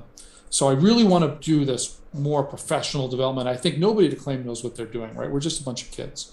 So I walk into Sony Image Software on the first day. I'm in California. I've just upended my whole life. And you and Mike Guillaume are in like the conference room. Mm-hmm. And you have this giant box of wooden blocks, like a 3-year-old's toys, wooden blocks. And you are building things out of these wooden blocks. And I walk over and I look and I see it and I go, holy fuck, this is the secret sauce I've been missing. I finally have landed in the world where professional game developers, right? Like Microprose and Sierra and, Sony ImageSoft, and they know what they're doing. And I walk in, I'm like, hey, what are you guys doing? And you're like, we're designing games, right? Like totally like arrogantly, like, what are you doing in here, kid? And I was like, holy fuck, they're blocks. That's what it's all about. Why didn't I get some of those? And I walk in, I get my office and I sit down and everything. And I'm just go, blocks. Wow, this is fucking awesome. And over the next couple of weeks, you guys decide to start reenacting the game you're designing in the hallway. So you're like parkouring down the hallway. You're jumping on file cabinets. You're like, I'll jump on this and I'll jump on that. And I'm like, holy shit, what are you guys doing? And you're like, we're designing a game. Like, what do you think we're doing? And I'm like, oh man, this is like a whole other thing I didn't know about, And then, somebody else came in my office. I don't know if it was like probably Wicklum or Nathan what was his name? Poe. Dave Poe. Dave Poe, who's one of the most brilliant people I've ever worked with, who sadly passed away in a freak accident. Very weird. Very sad. And very, very sad because he was the nicest guy everybody really loved. Really was. And introduced me to Doc Martens, which I still wear to this day. Okay. And Dave walked in and I was like, oh my God, I'm learning all this stuff. And he's like, no, dude, they're just fucking idiots. Let me tell you, fuck Dave Poe. I'm glad he's dead. Fuck Dave Poe. Wow. I love Dave. Dave was great. Now I hope no one is watching this. Dave was awesome. That's very, very sad. I will Google Dave Poe from time to time just because I'm like, I want to see him again because he was such a... Yeah, he's one of those people that really was just dripping with niceness. He was just so kind and such a good guy. His wife would come every day for lunch and they were like, I love you more. No, I love you more. No, I love you more. No, I love you more. It was like 30 minutes of that shit. Right. And the way he died, man. I mean, I remember coming. You had already left, but we were up in Foster City, and I came in, and Teresa, who was the office manager, she was just crying, and I was just like, "What's going on, man?" And I'll never forget it. She just looked at me, and she's got tears, and she's like, "Dave Poe died." Yeah, no, and Marianne like, called me. What the fuck are you talking about? And she was crying. I mean, this was a guy who was like in his 20s. Yeah. You know, and he was. So Christmas happened. Do you remember this? Christmas. His wife. Jesus? Yeah. His wife gave him like a power drill, and he came into the office over the Christmas break and took everyone's desks apart. And so what he did with my desk was he put it back together. But those modular office desks, he rearranged all the pieces so that like when you sat, there was like a front part and a back part, but instead of being like 4 feet apart, it was like 2 feet apart. Right. So I could barely squeeze in, and I'm like, this looks right, but it doesn't feel right. Like, what's happening? And then Marianne's desk, he took all the legs off. So just all the pieces of the desk were just sitting on the ground. And so we all came in the day after Christmas, and like all the producers' desks were rearranged, and that's Dave Poe right there. And to people who don't know, Dave was the producer of a game called Blasto, which was and Mickey Mania, he did that. And Mickey Mania, but Blasto, he was the hands-on, like he was the actual hands-on producer for an internal team, and also during Blasto, Phil Hartman died. Did he live? Did Dave live to see Blasto ship or no? I think he died during development of Blasto. Yeah, so if you ever play Blasto at the end, I want to say they dedicated it to Dave. I think there's a dedication credit, and that's who we're talking about. No, the freak accident was not with the drill. Enough time has passed that I think I can say, without getting into detail, he was in Mexico with his wife, and he was swinging. The way I heard the story is he was swinging on a soccer post, and it fell, and it literally crushed him. And I'm like, I didn't know they were that heavy, but obviously, clearly they were, and that's all she wrote. I mean, prime of his life. I mean, good fucking dude. Okay, I did have one more quick thing, Mike. I know you got to go. I don't have to go. Oh, okay. Well, no. Well, actually, we got a super chat from one of our mods, Bukaki, wonderful fella. He's also in a band. He says, my band Quitter just made $1 across all streaming platforms. We await your call. He wants his band in there. I don't know. He's a talented guy, so you never know. Tell him to message me on Discord. Send me a link. Yes, send him a link. We'll absolutely we can't put the whole band in, but we will certainly make the next character want to hit him. Do you know what his name is, though? No. His name is Bukaki Drive-By. I have you on video now saying that you will put him in. That's your word. Is that the name of the band? No, that's his name. So if you're going to put him in, you've got to have a character called Bukaki Drive-By. Yeah, we'd probably have to use his real name. God, that is his real name. His father has left early and said, I'm going out for cigarettes, and I changed your name. So it's legally... No, my 13-year-old daughter is in this game, so come on. Well, she's the J-pop... You can make him deal. Oh, really? Guitarist, yeah. Oh, that's very cool. That's very, very cool. Yeah. It was a surprise, and she's always in the car with me. I was taking calls in the car, and I took our weekly PR call. And the PR agency was like, oh, we want to talk to you about doing some PR about your daughter being in the game. And I was like, thanks for ruining the surprise. Oh, no. Oh, that does suck. That totally sucks. Ricardo Estevez, who is a very well-loved journalist, game journalist. And where are you, Ricardo? You're in Portugal. He drops super chat. He says, you and I, Michael, need to make a show. We need to have a weekly show. Thank you for the super chat, Ricardo. I would love to be on his show, and I'm happy to talk about whatever he wants. Weekly might be a big commitment, but it's a big commitment, Mike. Sure, it's a big commitment. Yeah, listen, Dave, I will happily be on your show every week if you'd like. I love having you on the show. You're a joy. You're a joy to talk to, and here's the thing, people don't share enough of how games get made, and I think it's important. I think it's it's because people have such the wrong idea about the process, and I think it's good that people actually learn this shit. So I enjoy it. It's hard, by the way, right? It is hard. It is so hard. there was this article like last week or something. It was like game developers were surveyed. What's the hardest part about making games? All of it. And the survey results were, yeah, fucking all of it. Yes. Like it's, you are making a unique invention every time, right? You should have been a filmmaker. You went to film school. You didn't graduate, sadly. Marianne has a master's from MIT. But you know what? Let me ask you a question. I'm serious. I'm serious about this. We're going to get back to what you're saying. I never had the guts to ask her. But Marianne, in her own way, I thought was pretty, and this is terrible now, but I'm not in the industry anymore, so I don't care. I thought in her own way she was very sexy in kind of a geek girl way, right? Definitely sexy librarian. Okay. And one day she calls me, and I was Oh, boy. I was an assistant producer. I don't know if I want to participate in this story. I just want to know if she was flirting with me or she's so MIT geeky she was literally making a valid request. She asked me to come into her office and mount her hard drive. Right? She says, Jaffe, can you come in here and mount my hard drive? And It's amazing. At 50, you're still 13. How do you pull that off? I've always wondered, did I give up a great opportunity with the sexy librarian back in the day where it wouldn't have been looked at as bad form because I wasn't reading the tea leaves right, Michael? What do you think? You definitely were not being flirted with. She literally wanted the hard drive mounted. I think there was at least one instance where I had to talk her out of stabbing you. You know, I hit her in the eye once with a Nerf. We had Nerf slingshot battles in the office, and of course you did. Yeah, and I had this. They were like little lemon Nerfs, and I pulled it back, and she just picked the wrong time to walk out of her office, and it banged her in the eye, and her whole lens just popped out.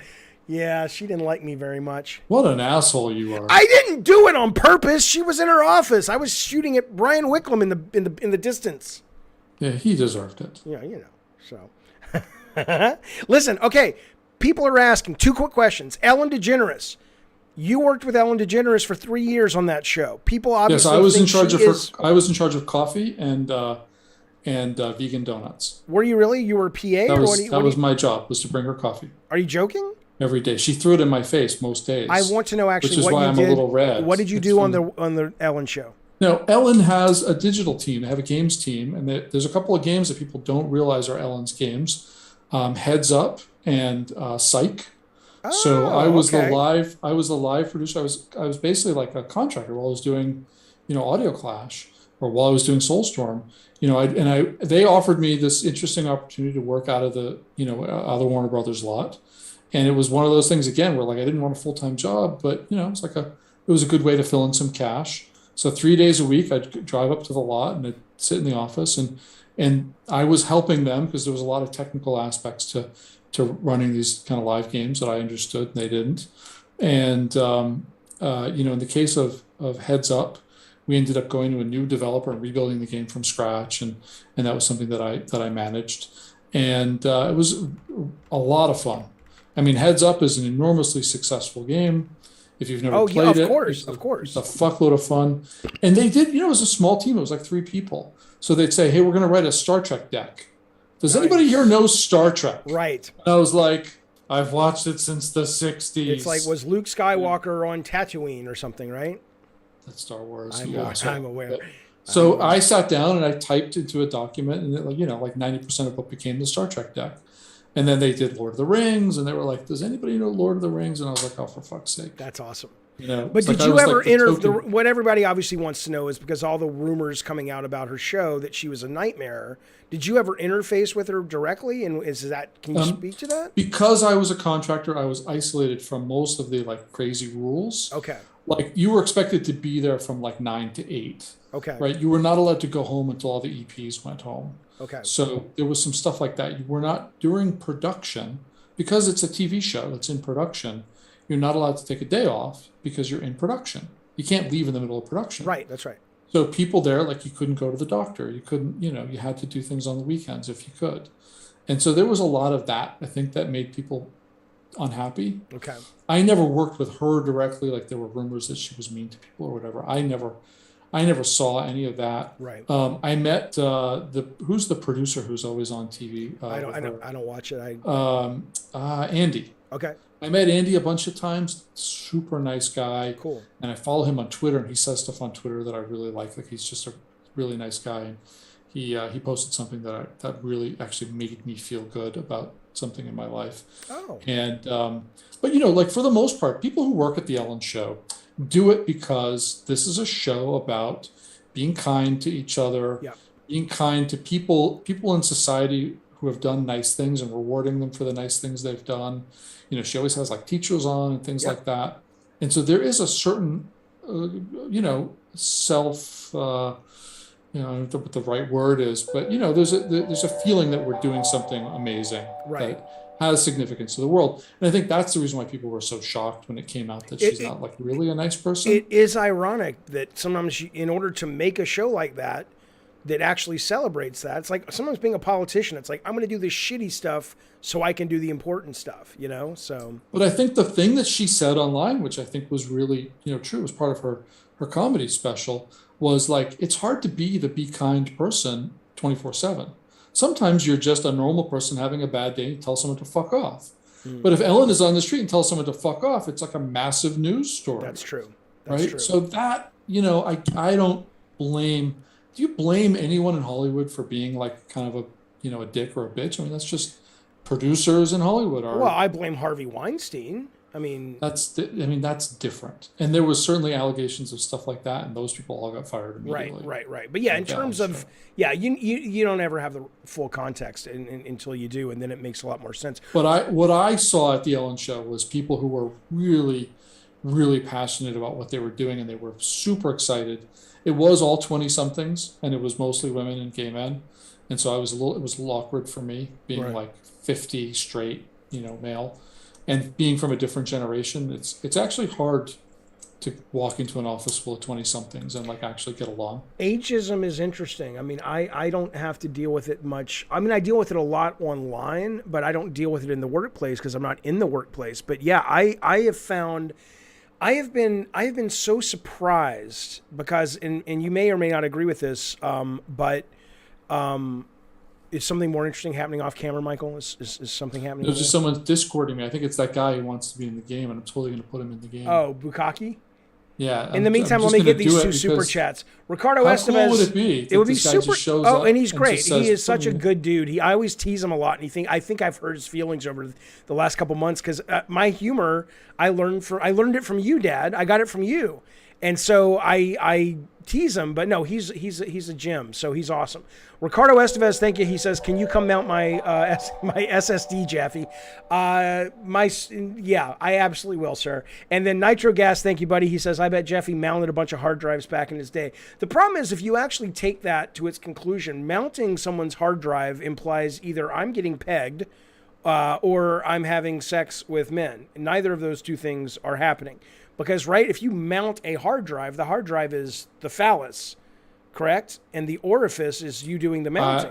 Yeah, I was just thinking that you would just plug it in and flip the power switch, but you've got a clearly very twisted, very what is it sexually like? deprived What is it mind. like, Michael, to take your essence and shove it down every day so you can't really express the truth? Is it like, is money that important? Is that what's happened? Is money that Money important? can be exchanged for a wide range of goods and services. That's what I hear, but, you know, the soul, Mike. You know, dude, when you got a couple of kids, I got a and, couple you of know, kids. Your kids are all grown up. You're done. They don't need you anymore. When I start dating 20-somethings, they're going to want Right. some favors. Bukaki drops more money. He says, "Here's $2 to prove my feelings aren't hurt, bitch." That's fair. Last question, I'll let you go. I know I could talk to you all day. I love talking to you. I appreciate your time. You know I do. People are asking about your background. It's a great story. I will shut up. Go. It's great. Was that a question? Yeah. Tell them about your background. What do you mean? What do you mean background?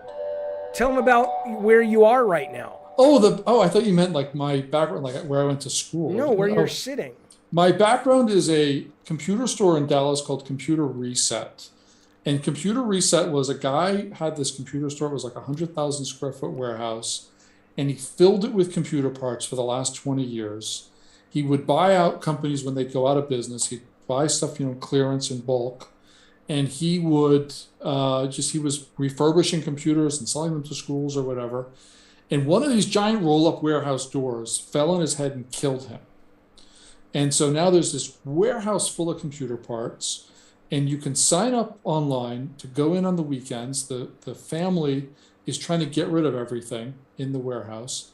It is literally filled with artifacts. It's like an old Radio Shack meets the warehouse from Indiana Jones. So this is like, it's just a picture I took when I was there. There's a room full of hard drives. There's a room full of modems. There's a room full of old laptops. And you could walk out with an old laptop for like $5.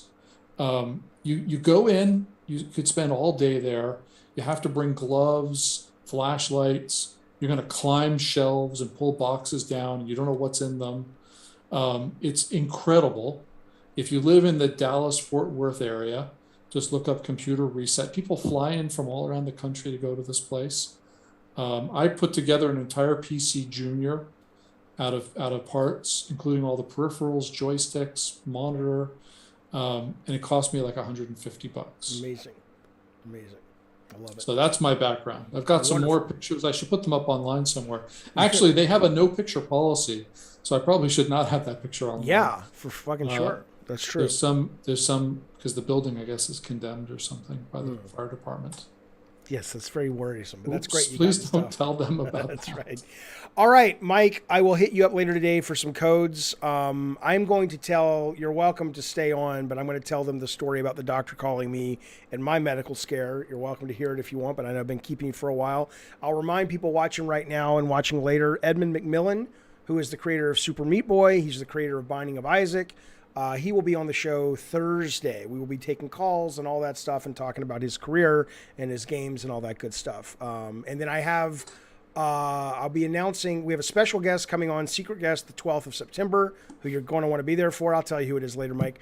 And I have the amazing woman who wrote a book called Turned On coming on very soon, which is all about, I'm not even joking with you, it's not lascivious. She's a fucking PhD in this shit, about sex with robots and AI with robots that are going to basically be robots that you can have sex with. It's an amazing book. Nitro Gas says, Jaffe, thank you, buddy. He says, Jaffe could find a hard drive to mount in there. I probably could. Thank you, bud. Here's the story. Mike, do you want to hear the story real quick? I just want to know, is the secret guest next week Will Body? No. The secret. Then I'm not interested. Yeah. I am going to tune out. Thank you for... Goodbye, Michael. Thank you. Thank you for a wonderful chat. It has been great to talk to you. Every now and then I have to remind myself that like 300 or 400 people were probably watching. Over time, it'll be a lot more than that. So maybe I hope for 500 if we're lucky. Yeah. So, but thank you for your time. It was a load of fun. I'll see you next week. Yes. Oh, hang on. I'm going to send you a text to get some codes when I stream tonight. Yeah, you mentioned the codes like 6 times. I just want to make sure because I want to get an 8-player game going. Relax. Oh my God! Take some drugs here. Have a pipe. I've got some Xanax right here. Oh no! Yeah, you got to. Actually, I've got this as some edibles. Edibles. Which are edibles are the gummies, best. And I know. It's actually about 10 times stronger than I thought it was. I have gummy edibles as well, and they knock you on your ass. They're wonderful. All right, Mike. How many milligrams are those? 10. By the way? It's 10. Okay, yeah, mine are 50. I probably shouldn't have. Okay. Oh my God, I've taken. Yeah, that's. Yeah. Oops. Wow, yeah, the 10's powerful. Oops. So, all right, Dave, I'm gonna leave. Thank you, sir. See you later. Thanks, everyone. I'll tell you guys real quick the story about the doctor. So here's all it is. It's real quick, and I'm working at. Let me fix this. I'm working. This is back when I was at Sony Santa Monica. It was Sony Santa Monica, and I get a phone call. Hang on. And I've been feeling dizzy and stuff, but I'm kind of a hypochondriac, right? Hypochondriac. But I was feeling kind of dizzy, and so I say, well, I'm gonna go in and get an MRI. So I get an MRI, and I'm nervously awaiting the results, right? And I get a phone call Friday late afternoon, and it's the doctor leaving a voice message, and the voice message is, okay, your MRI results came back. You have something called an arachnid cyst, and I'll talk in your brain, and we'll talk about it on Monday when I get back in the office. Ricardo Estevez drops super chat. Thank you, buddy. He says, you got to stream sooner. How about 3 p.m.? It really depends, man. I would love to, but it's 2 o'clock now and I got family stuff to do. But I will be back on, and normal Gabbin' and Game shows will happen next week and hopefully at a better time. So Eternal says this is like elderly men at old folks' homes exchanging medical info. That's right.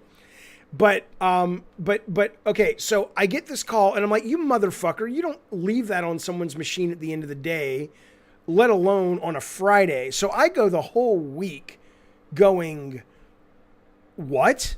I have a fucking cyst in my head? What are you talking about? And I get on the phone with him. I may have even called the service and said, I may have talked to him on Saturday. I'm like, I can't go through the weekend like this. And it turns out that that's a relatively common cyst. It's benign. What it means, and it explains a lot, is I literally have a tiny little hole in part of my brain where most people have brain tissue, and I have nothing there. That's all it was, which is not nothing, but it wasn't like cancer, and it wasn't going to kill me, and that was my fear. Although I've known a lot of people since that time who have literally had cysts in their brains, and they were not cancerous, and they are fine now. Like, you would absolutely go, you would hear it back in the day and go, oh my God, you have a tumor. They found a tumor in your brain. And you're like, oh shit. No, it wasn't cancerous. They got rid of it. It's fine. I'm like, really? Yeah. So I've known about 4 people now who have had brain tumors, and they thought they were dying. And it's like, no, they don't even think about it anymore. They went in, they got it out. They put their heads back together. They're fine. Jaffe, there are rumors going around. This is one from Bacon Magma that loves this story. And he thinks it's funny because he puts it in every single goddamn week. And he acts like this is going to bring the house down. But fuck it, I'll give it to you. I'll read it for you, buddy. Bacon Magma says, Jaffe, there are rumors going around saying you had a Jeffrey Epstein room at Bartlett Jones. None in your business partner... N-U-N, is that in? I don't know what that means. Your business partner are holding a picture of him. Is that true? No! It's not the Tuma. I know where that's from. All right, fellas, that's it. Thank you for hanging out with me and good sir Michael Arkin. I know it's Mike. I'm kidding. Mike's a good guy. That's interesting story, though. I mean, there is a point where a lot of people make a conscious choice to grow up, to grow nice, to improve in a way that society calls improvement.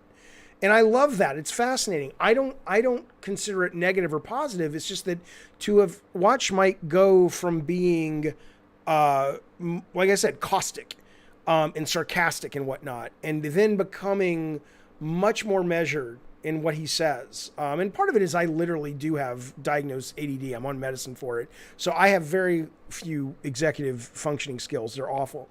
But it's interesting because there are times where a lot of people say, okay, I can't be that anymore because it's not serving my bigger goals. And I respect that. I appreciate that. Fuck you, Bacon Magma. I'm not one of those guys though, baby. It just gets worse with age. Thank you for joining me. I will be streaming Audio Clash this evening. Which is Mike's new game, the Living Tombstone's new game. There will be codes, Mike promises, so we'll hope to get an 8-player game going. I will be terrible at it because I'm bad at auto chess games, but I find them fascinating. I will put those in the server a little bit later. Fuck you, Scott. Scott says, Jaffe, if Mike grew up, when's your turn? Like I said to Mike on the stream, I'm in a very privileged position where I haven't had to. I've been very fortunate, but I understand the value of it, the need of it. I mean, I'm not an idiot. I did have to get my shit together in dealing with programmers and stuff because they were going to fire me because it's like, Jaffe, you're brilliant, but you can't just go into a fucking meeting and tell people, do this, do that. So there's a degree of growth, but not as much as good sir Mike has gone through. Fellas, thanks so much. I'm out. Mods, thank you. Bukaki, thank you. Robert, thank you. Super chats, thank you guys very, very much. Tony Barnes, I saw you in here. I hope you're doing well, buddy. We need to get you on the show very soon as well. I want to play your new game. I saw somewhere you had posted new footage of your top-down or isometric strike style game. It was absolutely fantastic. Okay, I'm out. I'll see you guys soon. Thanks, everybody. No.